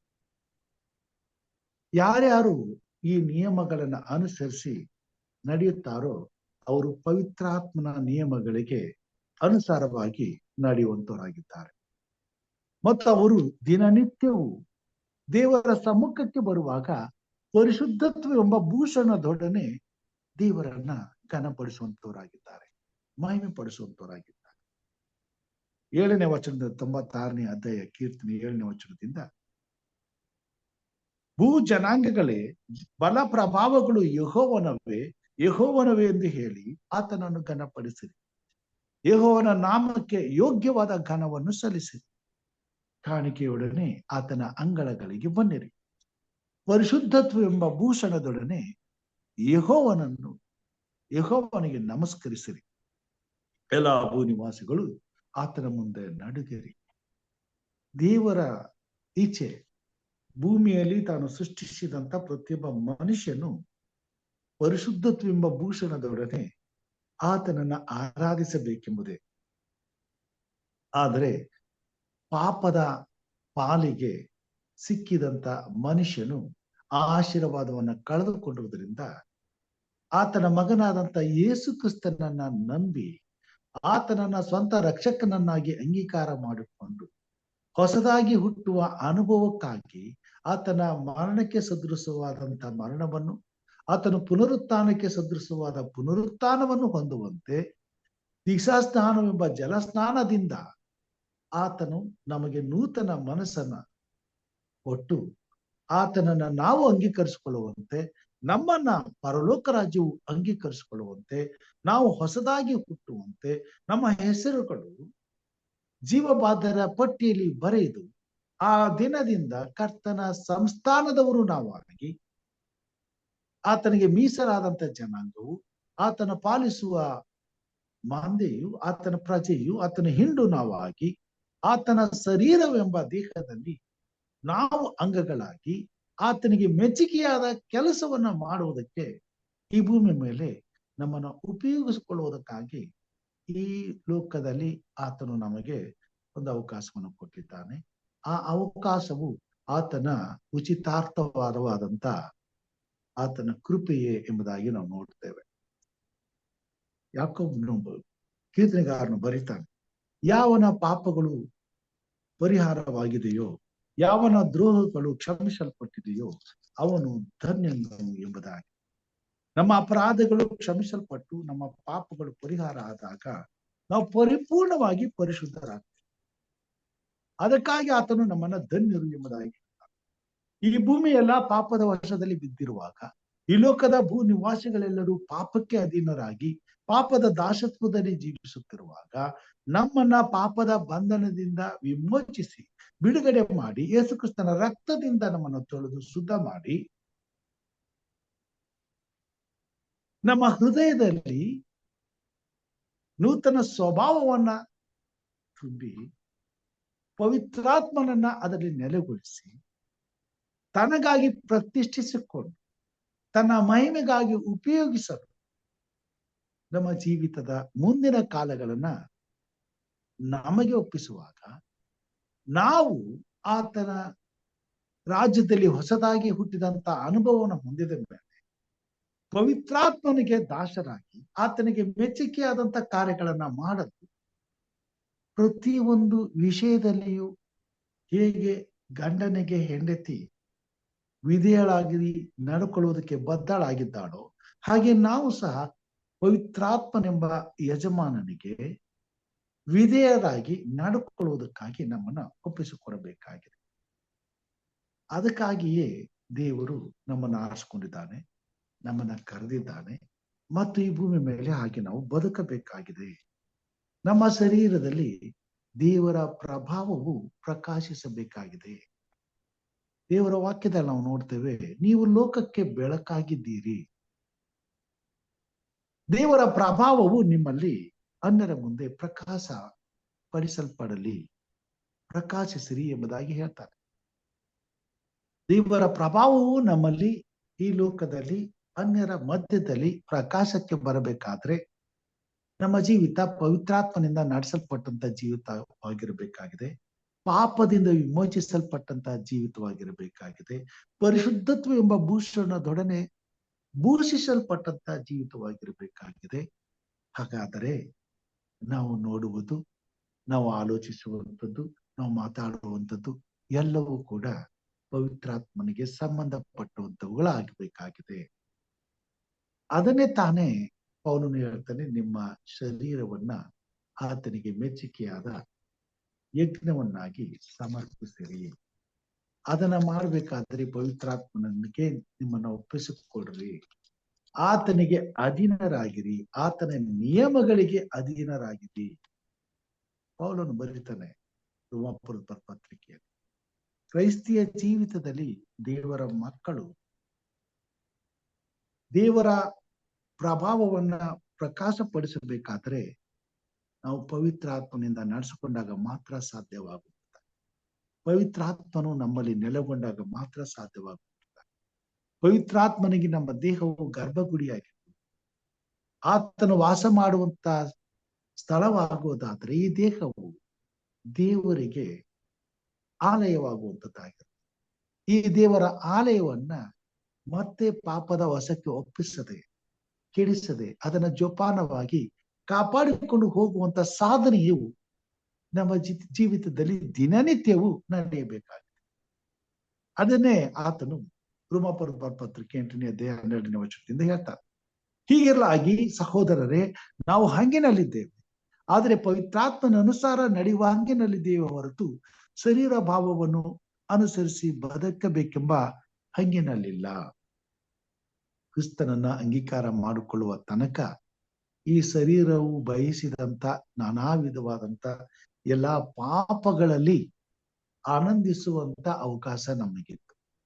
ಯಾವಾಗ ನಮ್ಮನ್ನ ಕ್ರಿಸ್ತನಿಗೆ ಮೊದಲಗಿತಿಯಾಗಿ, ಶುದ್ಧ ಕನ್ನಿಕೆಯಾಗಿ ಆತನ ಕೃಪಾಸ್ತಕ್ಕೆ ನಮ್ಮನ್ನ ಒಪ್ಪಿಸಿಕೊಟ್ಟೆವು, ಆತನನ್ನ ನಾವು ಅಂಗೀಕಾರ ಮಾಡಿಕೊಂಡೆವು, ಆತನ ಸಂಸರ್ಗದಲ್ಲಿ ನಾವು ಆತನ ಜೊತೆಯಲ್ಲಿ ಜೀವಿಸುವುದಕ್ಕೆ ಒಪ್ಪಿಗೆ ಮಾಡಿ ಒಡಂಬಡಿಕೆಯೊಂದಿಗೆ ದೀಕ್ಷಾಸ್ನಾನದ ಮುಖಾಂತರವಾಗಿ ಆತನ ದೇಹದಲ್ಲಿ ನಾವು ಕೂಡ ದೇಹವ ಅಂಗಗಳಾಗಿ ನಮ್ಮನ್ನು ಒಪ್ಪಿಸಿಕೊಟ್ಟೆವು. ಅಂದಿನ ದಿನದಿಂದ ಕ್ರಿಸ್ತನ ನಿಯಮಗಳಿಗೆ ನಾವು ಬದ್ಧರಾಗಿ ಜೀವಿಸಬೇಕಾಗಿದೆ. ಶರೀರದ ಭಾವಗಳು ಸಾಯಬೇಕಾಗಿದೆ. ಅದಕ್ಕಾಗಿ ಪೌಲನು ಹೇಳ್ತಾನೆ, ನಾನು ದಿನಾಲು ಸಾಯುತ್ತಿದ್ದೇನೆ, ಲೋಕದ ಪಾಲಿಗೆ ಸಾಯುತ್ತಿದ್ದೇನೆ, ಶರೀರದ ದುರಿಚ್ಛೆಗಳ ಪಾಲಿಗೆ ಸಾಯುತ್ತಿದ್ದೇನೆ. ಇನ್ನು ಮೇಲೆ ಬದುಕುವವನು ನಾನಲ್ಲ, ಕ್ರಿಸ್ತನೇ ನನ್ನಲ್ಲಿ ಜೀವಿಸುತ್ತಾನೆ. ಇದು ಪ್ರತಿಯೊಬ್ಬ ಕ್ರೈಸ್ತನ ಜೀವಿತದ ಅನುಭವ ಆಗಬೇಕಾಗಿದೆ. ಹಾಗಿದ್ದಾಗ ಮಾತ್ರ ಈ ಭೂಮಿ ಮೇಲೆ ಪರಿಶುದ್ಧತ್ವವೆಂಬ ಭೂಷಣದೊಡನೆ ಆತನಿಗೆ ಮೆಚ್ಚುಗೆಯಾದ ಕಾರ್ಯಗಳಲ್ಲಿ ದಿನನಿತ್ಯವೂ ಆತನನ್ನ ಘನಪಡಿಸುತ್ತಾ ಈ ಭೂಮಿ ಮೇಲೆ ದೇವರ ಪ್ರಭಾವವನ್ನ ಅನ್ಯ ಜನರ ಮುಂದೆ ಪ್ರಕಾಶಿಸುತ್ತಾ ಆತನಿಗೆ ಮೆಚ್ಚುಗೆಯಾದಂತ ಪಾತ್ರೆಗಳಾಗಿ ಆತನ ಮಹಿಮೆಗಾಗಿ ಉಪಯೋಗಿಸುತ್ತಾ ಆತನನ್ನ ಘನಪಡಿಸಲು ಸಾಧ್ಯವಾಗುವಂತದ್ದಾಗಿದೆ. ಕ್ರಿಸ್ತನನ್ನ ಅಂಗೀಕಾರ ಮಾಡಿಕೊಳ್ಳುವುದು, ಕ್ರಿಸ್ತನಿಗೆ ದಾಸರಾಗುವುದು, ಕ್ರೈಸ್ತರಾಗುವುದು ದೇವರು ಕೊಡುವಂತ ಉಚಿತಾರ್ಥವಾದಂತ ವರವಾಗಿದೆ. ಆತನ ಕೃಪೆಯಿಂದ ಈ ಅವಕಾಶವನ್ನು ಸ್ವಾಮಿ ನಮಗೆ ಕೊಟ್ಟಿದ್ದಾರೆ. ಈ ಭೂಮಿ ಮೇಲೆ ಸಿಂಹಾಸನಗಳ ಮೇಲೆ ಕುಳಿತು ರಾಜ್ಯವನ್ನಾಳಿದಂತ ರಾಜರುಗಳಿಗೂ ಕೂಡ ದೇವರ ಮಕ್ಕಳಾಗುವಂತ ಅಧಿಕಾರವು ಸಿಕ್ಕಿಲ್ಲ. ಅವರು ಈ ಲೋಕದವರ ಜೊತೆಯಲ್ಲಿ ಹುಟ್ಟಿ ಕೆಲವು ಕಾಲ ಇದ್ದು ನಾಶವಾಗಿ ಹೋಗಿದ್ದಾರೆ. ನಾಶವಾಗಿ ಸಂಪೂರ್ಣವಾಗಿ ಮರೆತು ಹೋಗುವಂತರಾಗ್ತಾರೆ. ಆದರೆ ಕ್ರಿಸ್ತನನ್ನ ಅಂಗೀಕಾರ ಮಾಡಿಕೊಳ್ಳುವಂತ ಪ್ರತಿಯೊಬ್ಬ ದೇವರ ಮಗಳು ನಾಶನಕ್ಕೆ ಒಪ್ಪಿಸಲ್ಪಡದೆ ನಾಶನದ ಬಂಧನದಿಂದ ಬಿಡುಗಡೆ ಹೊಂದಿ, ಪಾಪದ ಸಂಬಳ ಮರಣದಿಂದ ಬಿಡುಗಡೆ ಹೊಂದಿ ನಿತ್ಯ ಜೀವದಲ್ಲಿ ಪಾಲು ಹೊಂದುವಂತ ಅವಕಾಶವನ್ನ ದೇವರು ನಮಗೆ ಕೊಟ್ಟಿದ್ದಾರೆ. ಆತನ ಮೇಲನ ನಂಬಿಕೆಯಲ್ಲಿ ಈ ಪರಿಶುದ್ಧತ್ವೆಂಬ ಭೂಷಣದೊಡನೆ ಈ ಭೂಮಿ ಮೇಲೆ ಈ ದೇಹವನ್ನ ಪವಿತ್ರಾತ್ಮನಿಗೆ ಅಧೀನಪಡಿಸಿ ಆತನಿಗೆ ಮೆಚ್ಚುಗೆಯಾದ ಕಾರ್ಯಗಳನ್ನೇ ಮಾಡುತ್ತಾ ಆತನ ಪ್ರಭಾವವು ನಮ್ಮಲ್ಲಿ ಪ್ರಕಾಶಿಸುವ ಹಾಗೆ ದಿನನಿತ್ಯವೂ ಆತನಿಗೆ ಅಧೀನರಾಗಿ ಬದುಕುವುದಾದ್ರೆ ಆತನನ್ನು ನಂಬಿರುವಂತ ಪ್ರತಿಯೊಬ್ಬನು ಸತ್ತರು ಬದುಕುವಂತವನಾಗಿದ್ದಾನೆ, ನಿತ್ಯ ಜೀವಕ್ಕೆ ಪಾತ್ರನಾಗ್ತಾನೆ, ನಿತ್ಯ ಜೀವದ ಬಾಧ್ಯತೆಯನ್ನು ಹೊಂದಿಕೊಳ್ಳುವಂತವನಾಗಿದ್ದಾನೆ. ಆ ಬಾಧ್ಯತೆಗಾಗಿಯೇ ಸ್ವಾಮಿ ಈ ಉನ್ನತವಾದಂತ ಕೃಪೆಯನ್ನು ನಮಗೆ ಕೊಟ್ಟು ಆತನ ಇಂಥ ಮಹಿಮೆಯ ಆಶೀರ್ವಾದವನ್ನ ನಮ್ಮ ಜೀವಿತದಲ್ಲಿ ಅನುಭವಿಸುತ್ತಾ ಅದನ್ನ ಸಂಪೂರ್ಣವಾಗಿ ಆತನ ಬರೋಣದಲ್ಲಿ ಪಡೆದುಕೊಳ್ಳುವುದಕ್ಕಾಗಿ ನಮ್ಮನ್ನ ಕರೆದಿದ್ದಾನೆ. ಈಗ ಆತನು ಕೊಟ್ಟಿರುವಂತ ಈ ಉನ್ನತವಾದ ಮಹಿಮೆಯ ಪದವಿಯನ್ನ ನಾವು ಕಳೆದುಕೊಳ್ಳದೆ ಅದಕ್ಕಾಗಿ ಪ್ರಯಾಸ ಪಟ್ಟು ಆತನು ಬರುವ ತನಕ ಆ ಪದವಿಯ ಬಾಧ್ಯತೆಯನ್ನ ನಾವು ಭದ್ರವಾಗಿ ಕಾಪಾಡಿಕೊಳ್ಳಬೇಕಾಗಿದೆ. ಈ ಮಹಿಮೆಯ ಪದವಿಯನ್ನ ಪಡೆದುಕೊಳ್ಳಲು ಈ ಲೋಕದಲ್ಲಿ ನಿರಂತರವೂ ನಾವು ಹೋರಾಟ ಮಾಡಿ ಕ್ರಿಸ್ತನಿಗೆ ಮಹಿಮೆ ತರುವಂತ ಮಕ್ಕಳಾಗಿ ಜೀವಿಸಬೇಕಾಗಿದೆ. ಹೋರಾಟ ಪಾಪದ ಪಾಲಿಗೆ, ಲೋಕದ ಪಾಲಿಗೆ, ನಮ್ಮ ವೈರಿಯಾಗಿರುವಂತ ಸೈತಾನನ ವಿರುದ್ಧವಾಗಿ ನಾವು ಹೋರಾಟ ಮಾಡಬೇಕಾಗಿದೆ. ಅದಕ್ಕಾಗಿ ಈ ಭೂಮಿ ಮೇಲೆ ಈ ಶರೀರದಲ್ಲಿ ಎಂತಹ ಶೋಧನೆಗಳು, ಕಷ್ಟಗಳು, ಸಂಕಟಗಳು, ಹಿಂಸೆಗಳು ನಮ್ಮನ್ನ ಎದುರಿಸಿದರೂ ನಾವು ಮಾತ್ರ ಶರೀರದ ನಿಯಮಗಳಿಗೆ ಮತ್ತೆ ಅಧೀನರಾಗದೆ ಸೈತಾನನ ವಶಕ್ಕೆ ಮತ್ತೆ ನಮ್ಮನ್ನು ಒಪ್ಪಿಸಿಕೊಡದೆ ನಮ್ಮನ್ನು ಕರೆದಾತನಿಗೆ ನಂಬಿಗಸ್ತರಾಗಿ ಜೀವಿಸಬೇಕಾಗಿದೆ. ಅದಕ್ಕಾಗಿಯೇ ದೇವರು ನಮ್ಮನ್ನ ಕರೆದಿದ್ದಾನೆ, ನಮ್ಮನ್ನ ಆರಿಸಿಕೊಂಡಿದ್ದಾನೆ ಮತ್ತು ಈ ಭೂಮಿ ಮೇಲೆ ನಾವು ಆತನ ಮಹಿಮೆಗಾಗಿ ಜೀವಿಸಬೇಕಾಗಿದೆ. ಲೂಕನು ಬರೆದಂತ ಪತ್ರಿಕೆ 12ನೇ ಅಧ್ಯಾಯದಲ್ಲಿ ಈ ಮಾತುಗಳನ್ನ ನಮಗೆ ತಿಳಿಸುವಂತವನಾಗಿದ್ದಾನೆ. ಲೂಕನು ಬರೆದಂತ ಪತ್ರಿಕೆ 12ನೇ ಅಧ್ಯಾಯದಲ್ಲಿ ನಾವು ನೋಡುವಾಗ ಅಲ್ಲಿ ಈತನು ಹೀಗೆ ಬರೆಯುವಂತನಾಗಿದ್ದಾನೆ. ನಿಮ್ಮ 35ನೇ ವಚನದಲ್ಲಿ, ನಿಮ್ಮ ನಡುಗಳು ಕಟ್ಟಿರಲಿ, ನಿಮ್ಮ ದೀವಟಿಕೆಗಳು ಉರಿಯುತ್ತಾ ಇರಲಿ. ನೀವಂತೂ ಯಜಮಾನನು ಬಂದು ತಟ್ಟಿದ ಕೂಡಲೇ ಕದವನ್ನು ತೆರೆಯುವುದಕ್ಕೆ ಸಿದ್ಧವಾಗಿದ್ದು ಮದುವೆ ಊಟವನ್ನು ಯಾವಾಗ ತೀರಿಸಿಕೊಂಡು ಬರುವನೋ ಎಂದು ಅವನನ್ನು ಎದುರು ನೋಡುತ್ತಿರುವ ಮನುಷ್ಯರಂತಿರ್ರಿ. ಯಜಮಾನನು ಬಂದು ಯಾವ ಆಳುಗಳು ಎಚ್ಚರವಾಗಿರುವುದನ್ನು ಕಂಡುಕೊಳ್ಳುವನೋ ಆ ಆಳುಗಳೇ ಧನ್ಯರು. ನಿಮ್ಮ ನಡುಗಳು ಕಟ್ಟಿರಲಿ, ನಿಮ್ಮ ದೀವಟಿಕೆಗಳು ಉರಿಯುತ್ತಾ ಇರಲಿ. ಪರಿಶುದ್ಧತ್ವವೆಂಬ ಆತನ ಭೂಷಣವನ್ನ ಆತನು ನಮಗೆ ಪವಿತ್ರಾತ್ಮನ ಮುಖಾಂತರವಾಗಿ ಹೊದಿಸಿದ ಮೇಲೆ ಆ ಪವಿತ್ರವಾದಂತ ಬಿಳಿ ವಸ್ತ್ರವನ್ನ ನಾವು ಜೋಪಾನವಾಗಿ ಕಾಪಾಡಿಕೊಂಡು ಆತನ ಪರಿಶುದ್ಧತ್ವವೆಂಬ ವಾಕ್ಯದ ಬೆಳಕಿನಲ್ಲಿ ಇತರರ ಮುಂದೆ ಪ್ರಕಾಶಿಸುವಂತ ದೀಪದ ಉಪಾಧಿಯಲ್ಲಿ ಜೀವಿಸಬೇಕಾಗಿದೆ. ಅದಕ್ಕಾಗಿ ಕ್ರಿಸ್ತನು ನೀವು ಲೋಕಕ್ಕೆ ಬೆಳಕಾಗಿದ್ದೀರಿ ಎಂಬುದಾಗಿ ಹೇಳಿದರು. ಆತನ ಪರಿಶುದ್ಧತ್ವವೆಂಬ ಭೂಷಣವನ್ನ, ಆತನ ಪರಿಶುದ್ಧತ್ವವೆಂಬ ಬೆಂಕಿಯ ಜ್ವಾಲೆಯನ್ನ ನಮ್ಮಲ್ಲಿ ಹೊತ್ತಿಸಿದ. ಆ ಜ್ವಾಲೆಯ ಕಿರಣವು ಬೆಳಕಾಗಿ ಈ ಭೂಮಿ ಮೇಲೆ ನಮ್ಮ ಜೀವಿತದ ಮುಖಾಂತರವಾಗಿ ಅನ್ಯರ ಮುಂದೆ ಪ್ರಕಾಶಿಸಲ್ಪಡಬೇಕಾಗಿದೆ. ಆತನ ಬೆಳಕು ಪರಿಶುದ್ಧತೆ, ಪವಿತ್ರತೆ, ದೇವರ ಘನತೆ, ಗೌರವ, ಮಹಿಮೆಗಳಿಂದ ಕೂಡಿದಂತ ಜೀವಿತವಾಗಿದೆ. ಈ ಜೀವಿತ ನಮ್ಮ ಜೀವಿತದಲ್ಲಿ ಸದಾಕಾಲ ದೀವಟಿಕೆಗಳಂತೆ ಉರಿಯುತ್ತಾ ಇರಬೇಕಾಗಿದೆ. ಅದಕ್ಕಾಗಿ ನಿಮ್ಮ ನಡುಗಳು ಕಟ್ಟಿರಲಿ, ಅಂದ್ರೆ ನಿಮ್ಮ ಮನಸ್ಸು ಸಿದ್ಧವಾಗಿರಲಿ. ಸದಾಕಾಲವೂ ದೇವರ ಆತ್ಮನಿಂದ ನಡೆಸಲ್ಪಡುವುದಕ್ಕಾಗಿ ನಮ್ಮನ್ನು ಒಪ್ಪಿಸಿಕೊಡುವುದಕ್ಕೆ ನಮ್ಮ ಮನಸ್ಸು ಸಿದ್ಧವಾಗಿರಬೇಕಾಗಿದೆ.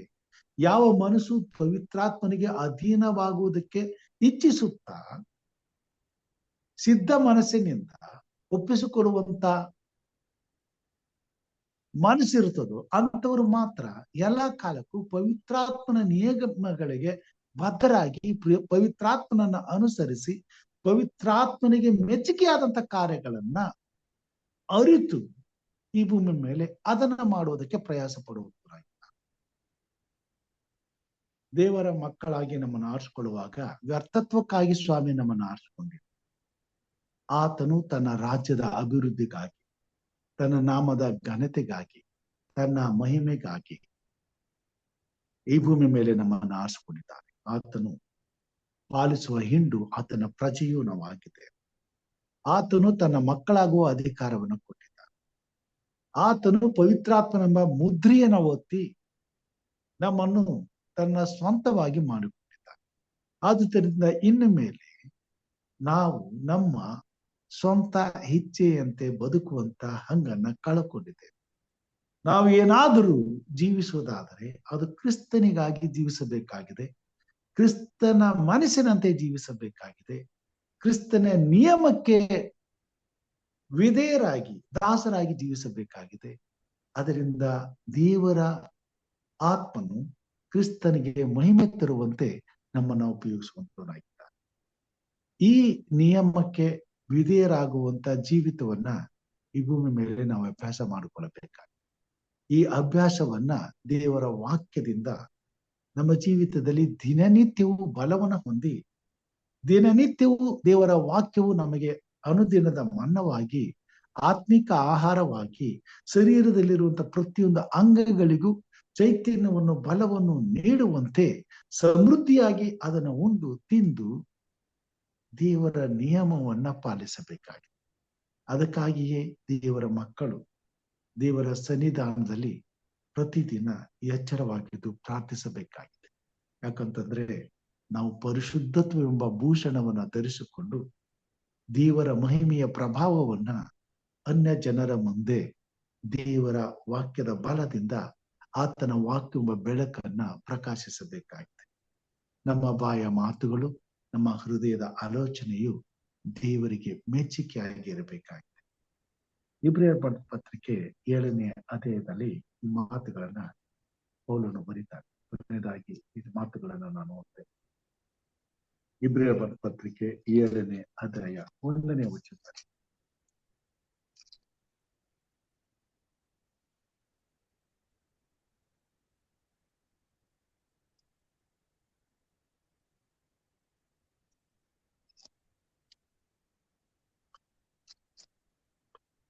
ಸಾರಿ,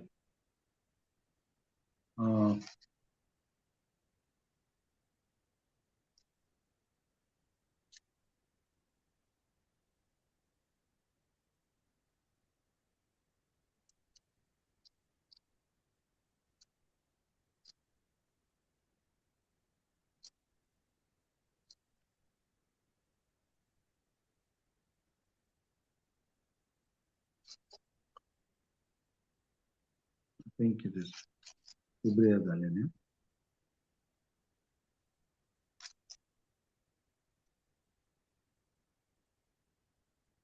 ಓಕೆ.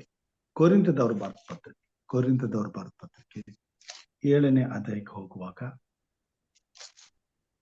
ಅಲ್ಲಿ ಈ ಮಾತುಗಳನ್ನ ಬರೆಯುವಂತದ್ದಾಗಿದೆ. 2ನೇ ಕೊರಿಂಥದವರ ಪತ್ರಿಕೆಗೆ ಹೋಗೋಣ. ಓಕೆ, 7ನೇ ಅಧ್ಯಾಯ. ಪ್ರಿಯರೇ, ಈ ವಾಗ್ದಾನಗಳು ನಮಗಿರುವುದರಿಂದ ನಾವು ಶರೀರಾತ್ಮಗಳ ಕಲ್ಮಸವನ್ನು ತೊಲಗಿಸಿ ನಮ್ಮನ್ನು ಶುಚಿ ಮಾಡಿಕೊಂಡು ದೇವರ ಭಯದಿಂದ ಕೂಡಿದವರಾಗಿ ಪವಿತ್ರತ್ವವನ್ನು ಸಿದ್ಧಿಗೆ ತರುವುದಕ್ಕೆ ಪ್ರಯತ್ನಿಸೋಣ. ದೇವರ ಮಕ್ಕಳಾದಂತ ನಾವು ದೇವರ ಪರಿಶುದ್ಧತ್ವವೆಂಬ ಭೂಷಣದೊಡನೆ ಈ ಭೂಮಿ ಮೇಲೆ ಜೀವಿಸಬೇಕಾಗಿದೆ. ಆತನ ಅಂಗಳಗಳಿಗೆ ಬರಬೇಕಾಗಿದೆ. ಆತನ ಸನ್ನಿಧಾನದಲ್ಲಿ ವಾಸಿಸಬೇಕಾಗಿದೆ.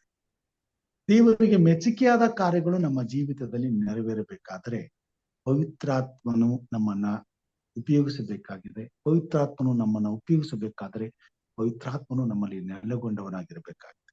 ಆತನು ನಮ್ಮಲ್ಲಿ ನೆಲೆಗೊಳ್ಳುವುದಕ್ಕಾಗಿ ಈ ಶರೀರವನ್ನ ಆತನಿಗೆ ಮೆಚ್ಚುಗೆಯಾದಂತ ಯಜ್ಞವನ್ನಾಗಿ ಸಮರ್ಪಿಸಿದಾಗ ನಮ್ಮ ದೇಹದಲ್ಲಿ ಪವಿತ್ರಾತ್ಮನು ನೆಲೆಗೊಂಡು ಈ ದೇಹವು ಆತನಿಗೆ ಗರ್ಭಗುಡಿಯಾಗ್ತದೆ. ಈ ದೇಹವು ಆತನು ವಾಸಿಸುವಂತ ಆಲಯವಾಗ್ತದೆ. ಈ ದೇಹವೆಂಬ ಈ ಗುಡಾರವು ಆತನು ವಾಸಿಸುವಂತ ಆಲಯವಾದಾಗ ಈ ಭೂಮಿ ಮೇಲೆ ದೇವರ ಮಾತುಗಳು ನಮ್ಮ ವೈಯಕ್ತಿಕವಾದಂತ ಜೀವಿತದಲ್ಲಿ ನೆರವೇರುವಂತದ್ದಾಗಿದೆ. ನಾವು ಮುಟ್ಟಿದಂತ ವಸ್ತುವು ಕೂಡ ಪರಿಶುದ್ಧವಾಗ್ತದೆ. ನಾವು ಮುಟ್ಟಿದಂತ ಪ್ರತಿಯೊಂದು ವ್ಯಕ್ತಿಯಲ್ಲಿರ್ತಕ್ಕಂಥ ಎಲ್ಲಾ ಶಾಪಗಳು ತೆಗೆದು ಹಾಕಲ್ಪಡ್ತದೆ. ಪಾಪದ ಬಂಧನಗಳಿಂದ ಬಿಡುಗಡೆ ಹೊಂದುತ್ತಾರೆ. ದೆವ್ವಗಳಿಂದ ಬಿಡುಗಡೆ ಹೊಂದುತ್ತಾರೆ. ಅಸ್ವಸ್ಥತೆಯಿಂದ ಬಿಡುಗಡೆ ಹೊಂದುತ್ತಾರೆ. ಎಲ್ಲಾ ವಿಧದಂತ ಚಿಂತೆ, ಸಂಕಟ, ನೋವು, ದುಃಖಗಳಿಂದ ಬಿಡುಗಡೆ ಹೊಂದುತ್ತಾರೆ. ಅಂತಹ ಪ್ರಭಾವವುಳ್ಳ ಮಹಿಮೆಯ ಶಕ್ತಿಯನ್ನ ಪವಿತ್ರಾತ್ಮನ ಮುಖಾಂತರವಾಗಿ ದೇವರು ನಮಗೆ ಅನುಗ್ರಹಿಸಿದ್ದಾನೆ. ದೇವರು ಕೊಟ್ಟಿರುವಂತ ಈ ಆತ್ಮದ ವರವನ್ನ, ಅದರ ಬೆಲೆಯನ್ನ ತಿಳಿಯದೆ ಆ ಆತ್ಮನ ವರಗಳನ್ನ ನಾವು ಈ ಭೂಮಿ ಮೇಲೆ ವ್ಯರ್ಥ ಮಾಡಿಕೊಳ್ಳುವಂತವರಾಗಿದ್ದೇವೆ. ಅದನ್ನ ನಾವು ಕತ್ತಲೆಯಲ್ಲಿ ಮುಚ್ಚಿಟ್ಟಿದ್ದೇವೆ. ದೇವರ ಪ್ರಭಾವವನ್ನ ಬೆಳಕಿಗೆ ತಂದು ಆತನ ಮಹಿಮೆಗಾಗಿ ಉಪಯೋಗಿಸುವಂತ ಅವಕಾಶಗಳನ್ನ ಕಳೆದುಕೊಂಡಿದ್ದೇವೆ. ಅದಕ್ಕಾಗಿ ಕೊನೆ ಕಾಲದಲ್ಲಿ ದೇವರು ತನ್ನ ಮಕ್ಕಳಿಗೆ ಈ ಮಾತುಗಳಿಂದ ಎಚ್ಚರಿಸುವಂತವರಾಗಿದ್ದಾರೆ. ನೀವು ನಿಮ್ಮ ಸ್ವಂತ ಸೊತ್ತಲ್ಲ, ನೀವು ಕ್ರಯಕ್ಕೆ ಕೊಳ್ಳಲ್ಪಟ್ಟವರು. ನಿಮ್ಮ ದೇಹವು ಪವಿತ್ರಾತ್ಮನಿಗೆ ಗರ್ಭಗುಡಿಯಾಗಿದೆ. ನಿಮ್ಮ ದೇಹವು ದೇವರ ಆಲಯವಾಗಿದೆ. ಈ ದೇಹದಲ್ಲಿ ದೇವರ ಪ್ರಭಾವವನ್ನು ಪ್ರಚುರಪಡಿಸಿರಿ, ಪ್ರಕಾಶಪಡಿಸಿರಿ. ನಿಮ್ಮ ಶರೀರ, ಆತ್ಮ, ಪ್ರಾಣಗಳ ಕಲ್ಮಶಗಳನ್ನ ಸಂಪೂರ್ಣವಾಗಿ ಶುದ್ಧೀಕರಿಸಿಕೊಂಡು ಕರ್ತನ ಭಯದಲ್ಲಿ ಕೂಡಿದವರಾಗಿ ಈ ಭೂಮಿ ಮೇಲೆ ಈ ಪ್ರಯಾಸ ಕಾಲಗಳನ್ನ ದೇವರಿಗೆ ಮೆಚ್ಚುಗೆಯಾದಂತ ಜೀವಿತವನ್ನ ಜೀವಿಸುವುದಕ್ಕೆ ನಿಮ್ಮ ನಡುಗಳು ಕಟ್ಟಿರಲಿ, ನಿಮ್ಮ ದೀವಟಿಗೆಗಳು ಉರಿಯಲಿ ಎಂಬುದಾಗಿ ತಿಳಿಸುವಂತವನಾಗಿದ್ದಾನೆ. ಪ್ರಿಯ ಸಹೋದರ ಸಹೋದರಿಯರೇ, ಇವತ್ತು ನಾವು ಎಚ್ಚರವಾಗಬೇಕಾಗಿದೆ, ಆತ್ಮೀಯವಾಗಿ ಎಚ್ಚರವಾಗಬೇಕಾಗಿದೆ. ಆತ್ಮನ ಬಲಕ್ಕಾಗಿ ಹಂಬಲಿಸುತ್ತಾ ಪವಿತ್ರಾತ್ಮನನ್ನ ಮತ್ತೆ ನಾವು ನಮ್ಮ ಜೀವಿತದಲ್ಲಿ ಸ್ವಾಗತಿಸಬೇಕಾಗಿದೆ. ಆತನನ್ನ ಮತ್ತೆ ನಾವು ಪಡ್ಕೊಳ್ಳುವುದಕ್ಕಾಗಿ ದೇವರ ಸನ್ನಿಧಾನದಲ್ಲಿ ಅಂಗಲಾಚಿ ಬೇಡಿಕೊಳ್ಳಬೇಕಾಗಿದೆ. ಅದಕ್ಕಾಗಿಯೇ ಪೌಲನು ಬರೀತಾನೆ, ಪವಿತ್ರಾತ್ಮನನ್ನ ನಂದಿಸಬೇಡ್ರಿ ಎಂಬುದಾಗಿ. ಅನೇಕ ಸಾರಿ ನಮಗೆ ಅರಿವಿಲ್ಲದೆ ನಾವು ಪವಿತ್ರಾತ್ಮನಿಗೆ ವಿರುದ್ಧವಾಗಿ ಜೀವಿಸಿದ್ದರಿಂದ ಪವಿತ್ರಾತ್ಮನು ನಮ್ಮಿಂದ ತೆಗೆಯಲ್ಪಟ್ಟಾನೆ. ಪವಿತ್ರಾತ್ಮನು ನಮ್ಮ ಮಧ್ಯದಲ್ಲಿ ವಾಸಿಸುವುದಕ್ಕಾಗಿ ಕೊಡಲ್ಪಟ್ಟಾಗ ಆತನ ಕಾರ್ಯಗಳಿಗೆ ವಿರುದ್ಧವಾಗಿ ನಾವು ಜೀವಿಸುವಾಗ ಪವಿತ್ರಾತ್ಮನನ್ನ ನಾವು ಕಳೆದುಕೊಂಡ್ರೆ ಮತ್ತೆ ಪಡೆದುಕೊಳ್ಳುವುದು ಬಹಳ ಕಷ್ಟಕರವಾದ ಸಂಗತಿಯಾಗಿದೆ. ಆದರೂ ದೇವರ ಕೃಪೆಯುಳ್ಳವನಾಗಿದ್ದಾನೆ. ತನ್ನ ಬಳಿಗೆ ಬರುವವನಿಗೆ ಹಂಗಿಸದೆ ತನ್ನ ಎಲ್ಲಾ ಉಚಿತಾರ್ಥವಾದ ಒಳ್ಳೆಯ ವರದಾನಗಳನ್ನ, ಪವಿತ್ರಾತ್ಮನ ವರಗಳನ್ನ ಮತ್ತೆ ನಮಗೆ ಕೊಡುವುದಕ್ಕೆ ಆತನು ಸಿದ್ಧನಾಗಿದ್ದಾನೆ. ಈ ಕೊನೆ ಕಾಲದಲ್ಲಿ ಆತನನ್ನ ಪ್ರೀತಿಸುವಂತ ಆತನ ಮಕ್ಕಳು ಪರಿಶುದ್ಧತ್ವೆಂಬ ಭೂಷಣದೊಡನೆ ಆತನ ಅಂಗಳದಲ್ಲಿ ವಾಸಿಸಬೇಕಾಗಿದೆ. ನಮ್ಮ ಶರೀರವು ಆತನಿಗೆ ಮೆಚ್ಚುಗೆಯಾದಂತ ಪಾತ್ರೆಯಾಗಬೇಕಾಗಿದೆ, ಆಲಯವಾಗಬೇಕಾಗಿದೆ, ಪವಿತ್ರಾತ್ಮನ ವಾಸಿಸುವಂತ ಗರ್ಭಗುಡಿ ಆಗಬೇಕಾಗಿದೆ. ಹಾಗಾದಾಗ ಮಾತ್ರ ಈ ಭೂಮಿ ಮೇಲೆ ಪ್ರತಿಯೊಬ್ಬ ಕ್ರೈಸ್ತನು ಕ್ರಿಸ್ತನು ಮಾಡದಂತ ಕಾರ್ಯಗಳನ್ನ ಈ ಭೂಮಿ ಮೇಲೆ ಮಾಡುವಂತವನಾಗಿದ್ದಾನೆ. ಆತನ ಮಹಿಮೆಗಾಗಿ ನಾವು ಈ ಲೋಕದಲ್ಲಿ ಜೀವಿಸ್ತೇವೆ. ನಾವು ಎಲ್ಲೇ ಹೋದರೂ ದೇವರ ಪ್ರಭಾವವು ನಮ್ಮ ಮುಖಾಂತರವಾಗಿ ನಮ್ಮ ಸುತ್ತಲೂ ಇರ್ತಕ್ಕಂಥ ಜನರ ಮಧ್ಯದಲ್ಲಿ ಪ್ರಕಾಶಿಸ್ತದೆ. ದೇವರು ಮಹಿಮೆ ಹೊಂದ್ತಾರೆ. ಅದಕ್ಕಾಗಿ ದೇವರು ನಮ್ಮನ್ನು ಆರಿಸಿಕೊಂಡಿದ್ದಾರೆ. ಪ್ರಿಯ ಸಹೋದರ ಸಹೋದರಿಯರೇ, ನಾವು ಯಾರು ಅನ್ನೋದನ್ನ ನಾವು ದಿನನಿತ್ಯವೂ ಒಂದು ಸಾರಿ ಯೋಚನೆ ಮಾಡಬೇಕಾಗಿದೆ.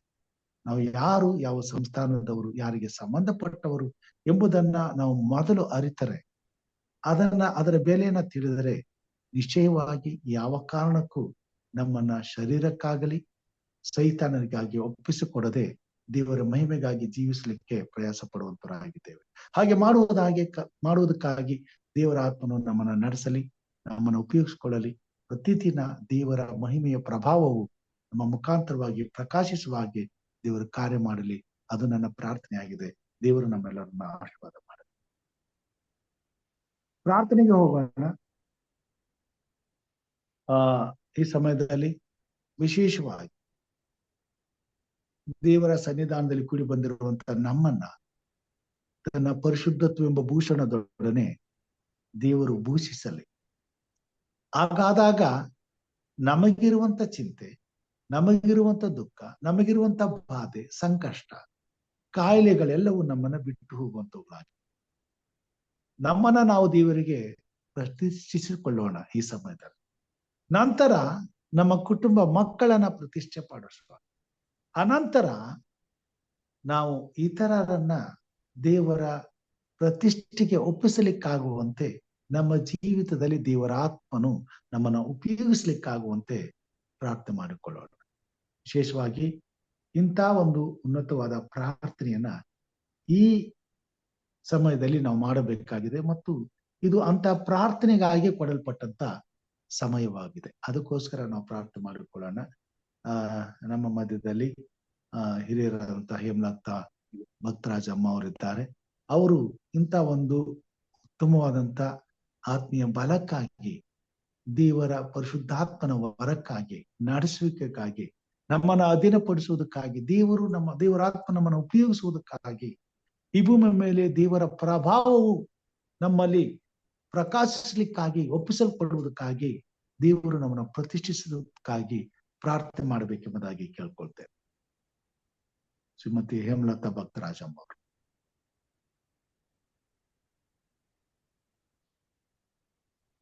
ಇದ್ದೀರಾ?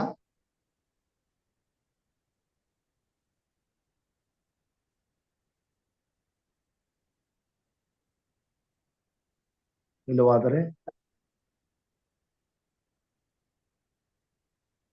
ಮುಕ್ತಾಯದ ಪ್ರಾರ್ಥನೆಯನ್ನ ನಾನೇ ಮಾಡುವಂತವನಾಗಿದ್ದೇನೆ. ಪ್ರಾರ್ಥನೆ ವಿಜ್ಞಾಪನೆಗಳೇನಾದ್ರು ಇದ್ರೆ ತಿಳಿಸಬೇಕೆಂಬುದಾಗಿ ಕೇಳ್ಕೊಳ್ತೇನೆ. Pastor, continue to pray for my family, please.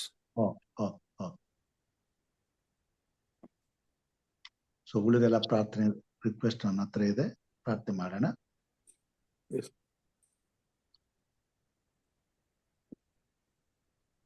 ಮಹೋನ್ನತನು, ಪರಾತ್ಪರನು, ಸರ್ವಶಕ್ತನು ಆಗಿರುವಂತ ನಮ್ಮ ತಂದೆಯಾದ ದೇವರೇ, ನಿನ್ನ ಪರಿಶುದ್ಧವಾದ ನಾಮವಿದೆ.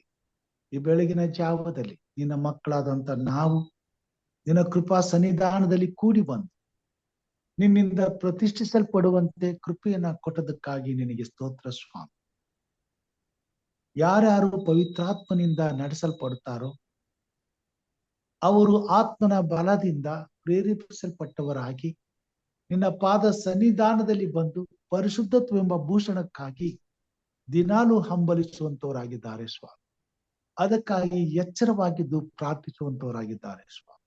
ಅಂತ ಒಂದು ಕೃಪೆಯನ್ನ ಈ ಬೆಳಗಿನ ಜಾವದಲ್ಲಿ ಒಂದು ಸಣ್ಣ ಮಂದಿಯಾಗಿ ನಿನ್ನ ಮಕ್ಕಳಾದ ನಾವು ಕೂಡಿ ಬಂದು ಹಂಬಲಿಸಿ ಪವಿತ್ರಾತ್ಮನಿಗಾಗಿ ಬೇಡಿಕೊಳ್ಳುವಂತ ಅವಕಾಶವನ್ನ ಕೊಟ್ಟದಕ್ಕಾಗಿ ನಿನಗೆ ಸ್ತೋತ್ರ ಸ್ವಾಮಿ.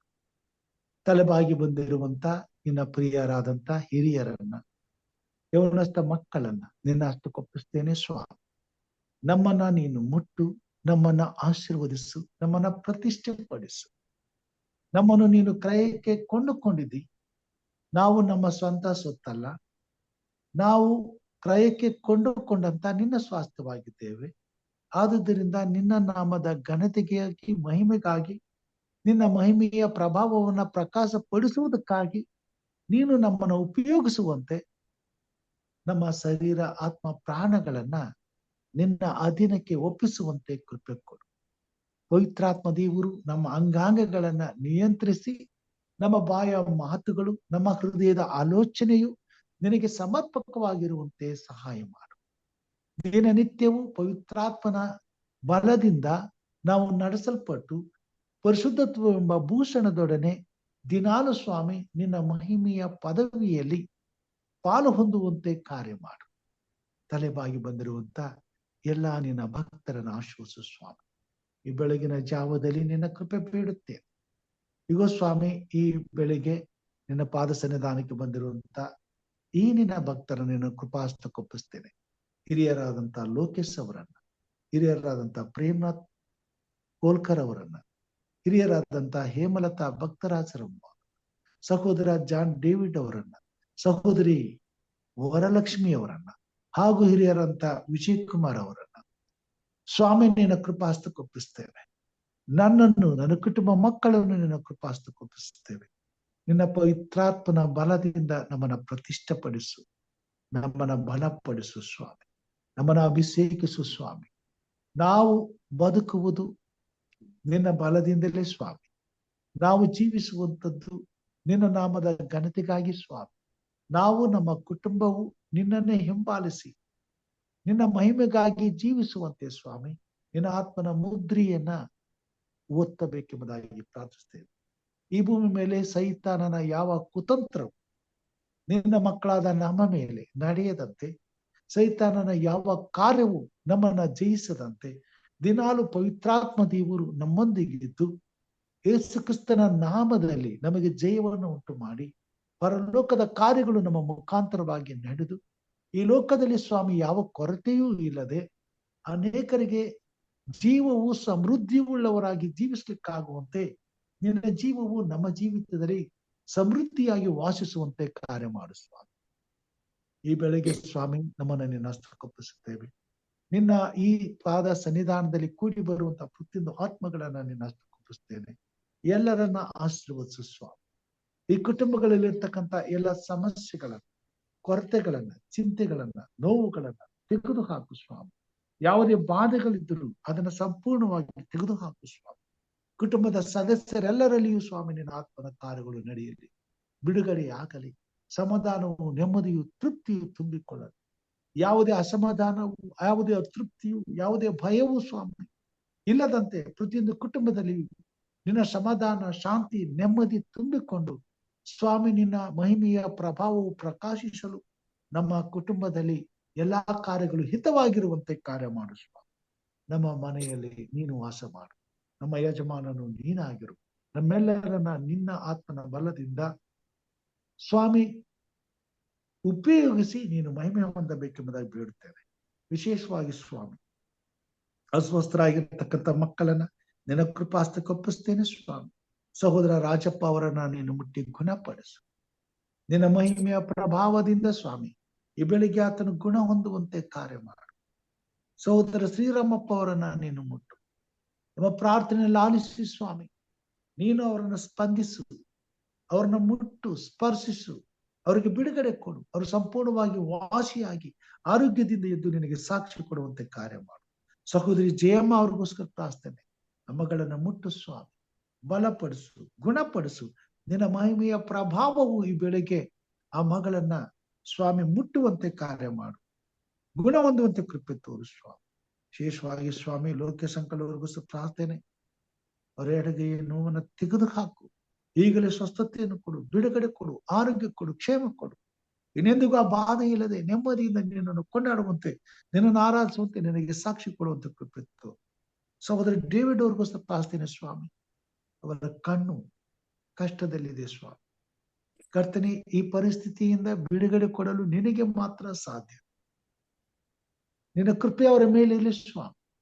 ಈ ಕ್ಷಣವೇ ಸ್ವಾಮಿ ನಿನ್ನ ಮಹಿಮೆಯ ಪ್ರಭಾವವು ಅವರ ಜೀವಿತದಲ್ಲಿ, ಅವರ ಶರೀರದಲ್ಲಿ ಪ್ರಕಾಶಿಸುವಂತೆ, ಅವರ ಕಣ್ಣಿನ ನರ ನಾಡಿಗಳು ಚೈತನ್ಯ ಹೊಂದುವಂತೆ, ರಕ್ತ ಪರಿಚಲನೆಯಾಗುವಂತೆ, ಯಾವ ವೈದ್ಯರು ಸಾಧ್ಯವಿಲ್ಲ ಎಂಬುದಾಗಿ ಹೇಳಿದರು ಅದನ್ನ ನೀನು ಸ್ವಾಮಿ ಸಂಪೂರ್ಣವಾಗಿ ಸ್ವಸ್ಥಪಡಿಸಿ ನಿನ್ನ ನಾಮದ ಮಹಿಮೆಯಿಂದ ಎಲ್ಲವೂ ಸಾಧ್ಯವಾಗುವಂತೆ ಕಾರ್ಯ ಮಾಡು. ಇನ್ನೆಂದಿಗೂ ಆ ಬಾಧೆ ಇಲ್ಲದೆ ಸಮಾಧಾನದಿಂದ ನಿನ್ನನ್ನು ಕೊಂಡಾಡಲು, ನಿನ್ನನ್ನು ಸೇವಿಸಲು, ನಿನಗೆ ಸಾಕ್ಷಿ ಕೊಡಲು ನಿನ್ನ ಪ್ರಿಯ ಮಗನನ್ನ ಅಭಿಷೇಕಿಸು, ಗುಣಪಡಿಸು ಕರ್ತನೆ. ವಿಶೇಷವಾಗಿ ಸ್ವಾಮಿ ಯೌವನಸ್ಥ ಮಕ್ಕಳಾದಂತ ವಿನಯ್ ಮತ್ತು ವಿಕ್ರಮಗೋಸ್ಕರ ಪ್ರಾರ್ಥನೆ. ವಿಕ್ರಮನನ್ನು ಮುಟ್ಟಪ್ಪ, ಸ್ವಸ್ಥಪಡಿಸು, ಎಲ್ಲ ಬಾಧೆಗಳಿಂದ ಬಿಡುಗಡೆ ಮಾಡು. ಸಂಪೂರ್ಣವಾಗಿ ಸ್ವಸ್ಥನಾಗಿ ಎದ್ದು ಆರೋಗ್ಯವಂತನಾಗಿ ಚೈತನ್ಯದಿಂದ ದಿನನಿತ್ಯದ ಕಾರ್ಯಗಳಲ್ಲಿ ನಿನ್ನನ್ನು ಘನಪಡಿಸುವಂತೆ, ನಿನ್ನನ್ನು ಮಹಿಮೆ ಪಡಿಸುವಂತೆ ಸಹಾಯ ಮಾಡು. ಇನ್ನು ಮುಂದೆ ಸೈತಾನನಿಗೆ ದಾಸನಾಗದೆ ಪವಿತ್ರಾತ್ಮನಿಗೆ ವಿಧೇಯನಾಗಿ ನಡ್ಕೊಳ್ಳುವಂತ ಶಕ್ತಿಯನ್ನು ಕೊಡು. ವಿನಯಗೋಸ್ಕರ ಪ್ರಾರ್ಥನೆ ಸ್ವಾಮಿ. ಮಗನಿಗಿರ್ತಕ್ಕಂಥ ಎಲ್ಲಾ ಚಿಂತೆ, ಎಲ್ಲಾ ರೀತಿಯಾದಂತಹ ಅಸಮಾಧಾನವನ್ನ ತೆಗೆದು ಹಾಕಿ ಧೈರ್ಯ, ಬಲ, ತ್ರಾಣಗಳನ್ನ ನೀಡಿ ಸುಕ್ಷೇಮವನ್ನು ದಯಪಾಲಿಸಿ ನಂಬಿಕೆ, ವಿಶ್ವಾಸದಿಂದ ನಿನ್ನ ಮೇಲೆ ಸ್ವಾಮಿ ಆತುಕೊಂಡು ಜಯದ ಜೀವಿತವನ್ನು ಅನುಭವಿಸುವಂತೆ ಕಾರ್ಯ ಮಾಡು. ವಿಶೇಷವಾಗಿ ಸ್ವಾಮಿ ಲಕ್ಷ್ಮಮ್ಮಗೋಸ್ಕರ ಪ್ರಾರ್ಥನೆ. ಅಮ್ಮಗಳು ದಿನವನ್ನ ಎಣಿಸುತ್ತಿದ್ದಾಳೆ ಸ್ವಾಮಿ. ಅಮ್ಮಗಳನ್ನ ನೀನು ಮುಟ್ಟು, ಗುಣಪಡಿಸು, ಆರೋಗ್ಯ ಕೊಡು. ನಿನ್ನ ಮಹಿಮೆಯ ಕಾರ್ಯಗಳು ಇಂಥ ಮಕ್ಕಳ ಜೀವಿತದಲ್ಲಿ ಕಾರ್ಯರೂಪಕ್ಕೆ ಬರುವಾಗ ಸಭೆಗಳು ಉದ್ಧಾರವಾಗಿ ಅನೇಕರು ನಿನ್ನನ್ನು ಅರ್ಥ ಮಾಡಿಕೊಂಡು ನಿನ್ನಲ್ಲಿ ಭಯಭಕ್ತಿಯುಳ್ಳವರಾಗಿ ಇಂಥ ಮಕ್ಕಳು ಸಾಕ್ಷಿಗಳಾಗಿ ಬದುಕುವಂತೆ ನೀನು ಉಪಯೋಗಿಸು ಸ್ವಾಮಿ. ಎಲ್ಲ ಕೇಡಿನಿಂದ ಈ ಮಕ್ಕಳನ್ನ ತಪ್ಪಿಸಿ ಕಾಪಾಡು. ಸಹೋದರ KP ರವಿ ಅವ್ರನ್ನ, ಅವ್ರ ಕುಟುಂಬವನ್ನ, ಮಕ್ಕಳನ್ನ ಸ್ತುತಿಸ್ತೇನೆ. ಮಕ್ಕಳ ಭವಿಷ್ಯಕ್ಕಾಗಿ ಹಂಬಲಿಸುವಾಗ ಅವರ ಚಿಂತಾ ಭಾರವನ್ನ ನೀನು ಹೊತ್ತುಕೊಂಡು ನಿರ್ವಹಿಸು. ಅವರ ಕೊರತೆಗಳನ್ನ ನೀಗಿಸು. ನಿನ್ನ ಮಹಿಮೆಗಾಗಿ ಉಪಯೋಗಿಸು ಸ್ವಾಮಿ. ಈ ಕಾರ್ಯಕ್ರಮದ ಮುಖಾಂತರವಾಗಿ ಮಾಡಿದಂತ ಪ್ರತಿಯೊಂದು ಪ್ರಾರ್ಥನೆಯನ್ನ ನೀನು ಲಾಲಿಸಿದಿ, ಸದುತ್ತರವನ್ನ ದಯಪಾಲಿಸಿದ್ದಿ ಸ್ವಾಮಿ. ಬಿಡುಗಡೆಯನ್ನ ಕೊಟ್ಟಿದ್ದಿ, ಸ್ವಸ್ಥತೆಯನ್ನ ಕೊಟ್ಟಿದ್ದಿ. ಅನೇಕ ಕುಟುಂಬಗಳಲ್ಲಿ ಹರ್ಷ, ಉಲ್ಲಾಸ, ಸಂತೋಷ, ಸಮಾಧಾನಗಳನ್ನ ಮರುಪ್ರವೇಶ ಮಾಡಿದ್ದಿ. ನೆಮ್ಮದಿಯಿಂದ ಆರಾಧಿಸುವಂತ ಸೌಭಾಗ್ಯಕ್ಕೆ ನಡೆಸಿದೆ. ಇದಕ್ಕಾಗಿ ನಿನಗೆ ಸ್ತೋತ್ರ. ವಿಶೇಷವಾಗಿ ನಮ್ಮೆಲ್ಲರನ್ನ ಸ್ವಾಮಿ ಜೀವಿತರ ಸಂಖ್ಯೆಯಲ್ಲಿ ಎಣಿಸಿ ನಾವು ಸದಾಕಾಲ ಪ್ರತಿ ಬೆಳಗಾಗುವಾಗ ನಿನ್ನ ಪಾದ ಸನ್ನಿಧಾನದಲ್ಲಿ ಕೂಡಿ ಬಂದು ನಮಗಾಗಿಯೂ, ನಮ್ಮ ಕುಟುಂಬ ಮಕ್ಕಳಿಗಾಗಿಯೂ, ನಮ್ಮಂತೆ ಇರುವಂತ ಇತರರ ಕಷ್ಟ ಸಂಕಷ್ಟಗಳಿಗಾಗಿಯೂ ಮೊರೆ ಇಡುವಂತೆ ಕೃಪೆ ಕೊಟ್ಟಿದ್ದು. ಇದಕ್ಕಾಗಿ ಸ್ತೋತ್ರ. ನಮ್ಮ ಪ್ರಾರ್ಥನೆಗಳನ್ನ ಲಾಲಿಸು. ನಮಗೆ ಸದುತ್ತರವನ್ನು ದಯಪಾಲಿಸು. ನಿನ್ನ ಆತ್ಮನ ಮುಖಾಂತರವಾಗಿ ನೀನು ಮಾಡಿದಂತಹ ಕಾರ್ಯಗಳು ನಮ್ಮಲ್ಲಿಯೂ ಈ ಭೂಮಿ ಮೇಲೆ ಕಾರ್ಯರೂಪಕ್ಕೆ ಬರುವಂತೆ, ನಿನ್ನ ಮಹಿಮೆಯು ಪ್ರಕಾಶಿಸಲ್ಪಡುವಂತೆ ಕೃಪೆ ತೋರು. ನಾವು ಮಾತ್ರವಲ್ಲ ಸ್ವಾಮಿ, ನಿನ್ನನ್ನು ನಂಬಿರುವಂತ, ವಿಶ್ವಾಸದಲ್ಲಿ ಜೀವಿಸುವಂತ ಪ್ರತಿಯೊಂದು ಕುಟುಂಬದಲ್ಲಿಯೂ, ಪ್ರತಿಯೊಬ್ಬ ವ್ಯಕ್ತಿಯ ಜೀವಿತದಲ್ಲಿಯೂ, ಪ್ರತಿಯೊಬ್ಬ ಕ್ರೈಸ್ತ ಮಕ್ಕಳ ಜೀವಿತದಲ್ಲಿ ಸ್ವಾಮಿ, ಪವಿತ್ರಾತ್ಮನು ಸ್ವಾಮಿ ತನ್ನ ಕಾರ್ಯವನ್ನು ಮಾಡುವಂತೆ, ನಮ್ಮನ್ನ ಹೀನೈಸದೆ, ತಿರಸ್ಕರಿಸದೆ, ನಿನ್ನ ಕೃಪೆಯಿಂದ ಸ್ವಾಮಿ ನಮ್ಮನ್ನ ನಿನ್ನ ಕೃಪಾ ಅಧೀನಕ್ಕೆ ತೆಗೆದುಕೊಂಡು ಆತ್ಮನ ಬಲದಿಂದ ಮುದ್ರಿಸಿ ನಿನ್ನ ನಾಮದ ಘನತೆಗಾಗಿ ಉಪಯೋಗಿಸಿಕೊಳ್ಳಬೇಕೆಂಬುದಾಗಿ ಬೇಡುತ್ತೇನೆ ಸ್ವಾಮಿ. ಈ ಬೆಳಗ್ಗೆ ನಿನ್ನ ಮಕ್ಕಳಾದ ನಮ್ಮನ್ನು ಆಶೀರ್ವದಿಸು, ಆತ್ಮನ ಬಲದಿಂದ ಅಭಿಷೇಕಿಸು, ನಿನ್ನ ಮಹಿಮೆಗಾಗಿ ಉಪಯೋಗಿಸಿಕೊ. ಎಲ್ಲ ಘನ ಮಾನ ಸ್ತುತಿ ಸ್ತೋತ್ರ ನಿನ್ನೊಬ್ಬನಿಗೆ ಆಗಲೆಂದು ನಮಗೋಸ್ಕರ ಕಲ್ವಾರಿ ಶಿಲುಬೆ ಮೇಲೆ ಪ್ರಾಣ ನೀಡಿದ ನಮ್ಮ ರಕ್ಷಕನು, ನಿನ್ನ ಮುದ್ದು ಮಗನೂ ಆಗಿರುವ ನಜರೇತಿನ ಯೇಸು ಸ್ವಾಮಿ ಹೆಸರಿನಲ್ಲಿ ತಾಳ್ಮೆಯಿಂದ ವಿನಯದಿಂದ ಬೇಡಿ ಹೊಂದಿದ್ದೇನೆ ನಮ್ಮ ತಂದೆಯೇ, ಆಮೇನ್. ಪರಲೋಕದ ಪ್ರಾರ್ಥನೆ ಮಾಡಿಕೊಳ್ಳೋಣ. ಪರಲೋಕದಲ್ಲಿರುವ ನಮ್ಮ ತಂದೆಯೇ, ನಿನ್ನ ನಾಮವು ಪರಿಶುದ್ಧವೆಂದು ಎಣಿಸಲ್ಪಡಲಿ, ನಿನ್ನ ರಾಜ್ಯವು ಬರಲಿ, ನಿನ್ನ ಚಿತ್ತವು ಪರಲೋಕದಲ್ಲಿ ನೆರವೇರುವ ಪ್ರಕಾರ ಭೂಲೋಕದಲ್ಲಿ ನೆರವೇರಲಿ. ನಮ್ಮ ಅನುದಿನದ ಆಹಾರವನ್ನು ಈ ಹೊತ್ತು ನಮಗೆ ದಯಪಾಲಿಸಿಕೊಡು. ನಮಗೆ ತಪ್ಪು ಮಾಡಿದವರನ್ನು ನಾವು ಕ್ಷಮಿಸದಂತೆ ನಮ್ಮ ತಪ್ಪುಗಳನ್ನು ಕ್ಷಮಿಸು. ನಮ್ಮನ್ನು ಶೋಧನೆಯೊಳಗೆ ಸೇರಿಸದೆ ಕೇಡಿನಿಂದ ತಪ್ಪಿಸು. ಯಾಕೆಂದರೆ ರಾಜ್ಯವು, ಬಲವು, ಮಹಿಮೆಯು ಇಂದು ಎಂದು ಸದಾ ಕಾಲವು ನಿನ್ನದೇ ಸ್ವಾಮಿ, ಆಮೇನ್. ನಮ್ಮ ತಂದೆಯಾದ ದೇವರ ಪ್ರೀತಿಯು, ನಮ್ಮ ರಕ್ಷಕನಾದಂತ ಯೇಸು ಕ್ರಿಸ್ತನ ಕೃಪೆಯು, ಪರಿಶುದ್ಧಾತ್ಮ ದೇವರ ಅನುನ್ನತಿಯು, ಐಕ್ಯತೆಯು, ಕೂಡಿ ಬಂದಂತ ದೇವ ಮಾಂದೆಯ ಸಂಗಡ, ನಿನ್ನ ಪ್ರಿಯರೆಲ್ಲರ ಸಂಗಡ, ಪ್ರಾರ್ಥನೆ ವಿಜ್ಞಾಪನೆಗಳನ್ನ ಸಲ್ಲಿಸಿದಂತ ಆತ್ಮಗಳ ಸಂಗಡ, ಈ ಕಾರ್ಯಕ್ರಮದ ಮುಖಾಂತರವಾಗಿ ನಿನ್ನ ವಾಕ್ಯಗಳನ್ನ ಧ್ಯಾನಿಸುವಂತ ಪ್ರತಿಯೊಬ್ಬ ದೇವರ ಮಕ್ಕಳ ಸಂಗಡ ಸದಾಕಾಲ ನೆಲೆಯಾಗಿರಲಿ ಸ್ವಾಮಿ, ಆಮೇನ್. Amen. Praise God. ದೇವರ ನಾಮಕ್ಕೆ ಸ್ತೋತ್ರವಾಗಲಿ. ಉತ್ತಮವಾದಂತ ಅವಕಾಶಗಳೊಂದಿಗೆ ಈ ಸಮಯವನ್ನ ಕಳೆದಕ್ಕಾಗಿ ದೇವರಿಗೆ ಕೊಂಡಾಟಗಳನ್ನ ಸಲ್ಲಿಸ್ತೇನೆ. ಈ ಸಮಯವನ್ನ ಕೃಪಾ ಸನ್ನಿಧಾನದಲ್ಲಿ ಕಳೆಯುವಂತೆ ತಾವೆಲ್ಲರೂ ಕೂಡಿ ಬಂದದಕ್ಕಾಗಿ ನಿಮಗೆ ಹೃತ್ಪೂರ್ವಕವಾದಂತ ಧನ್ಯವಾದಗಳನ್ನ ಸಲ್ಲಿಸ್ತೇನೆ. ಹೀಗೆ ಕರ್ತನ ಆತ್ಮನು ನಮ್ಮನ್ನು ದಿನನಿತ್ಯವೂ ತನ್ನ ಮಹಿಮೆಗಾಗಿ ಉಪಯೋಗಿಸಿ ಆತನ ಪ್ರಭಾವವು ನಮ್ಮಲ್ಲಿ ಪ್ರಕಾಶಿಸುವ ಹಾಗೆ ಕಾರ್ಯ ಮಾಡಿ ಮಹಿಮೆ ಹೊಂದುತ್ತಾ ಆಶೀರ್ವದಿಸುತ್ತಾ ನಡೆಸಲಿ ಎಂಬುದಾಗಿ ಪ್ರಾರ್ಥಿಸುತ್ತಾ ಹಾರೈಸುತ್ತಾ ಈ ಬೆಳಗಿನ ಶುಭಾಶಯಗಳನ್ನು ಕೋರುವಂತವನಾಗಿದ್ದೇನೆ. ದೇವರು ನಮ್ಮೆಲ್ಲರನ್ನ ಆಶೀರ್ವಾದ ಮಾಡಿ.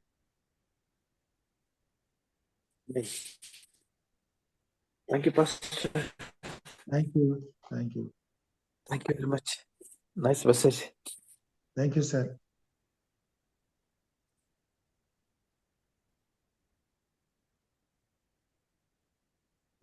ಪಾಸ್ಟರ್, ಅದು ನಿಕ್ತನ್ಗೆ ಫೋನ್ ಮಾಡ್ತೇನೆ. ನಿನ್ನೆ ನನಗೆ ಸ್ವಲ್ಪ ಬಿಸಿ ಇದ್ದೆ, ಮಾಡಕ್ಕಾಗಿಲ್ಲ. ಇವಾಗ ಮಾಡ್ತೇನೆ ಪಾಸ್ಟರ್. ಅವ್ರದ್ದು ಇದಿತ್ತು ನಿನ್ನೆ, that communal service and all, so I could not speak to them. ಇವತ್ತು ಮಾತಾಡ್ತೇನೆ ಪಾಸ್ಟರ್, ಮಾತಾಡಿ ನಾನು ನಿಮ್ಗೆ ತಿಳಿಸ್ತೇನೆ. ವಾರಕ್ಕೊಂದ್ಸರಿ ಆದ್ರೂ ಖಂಡಿತ ಖಂಡಿತ ಖಂಡಿತ ಪಾಸ್ಟರ್. ಚೆನ್ನಾಗಿರ್ತದೆ.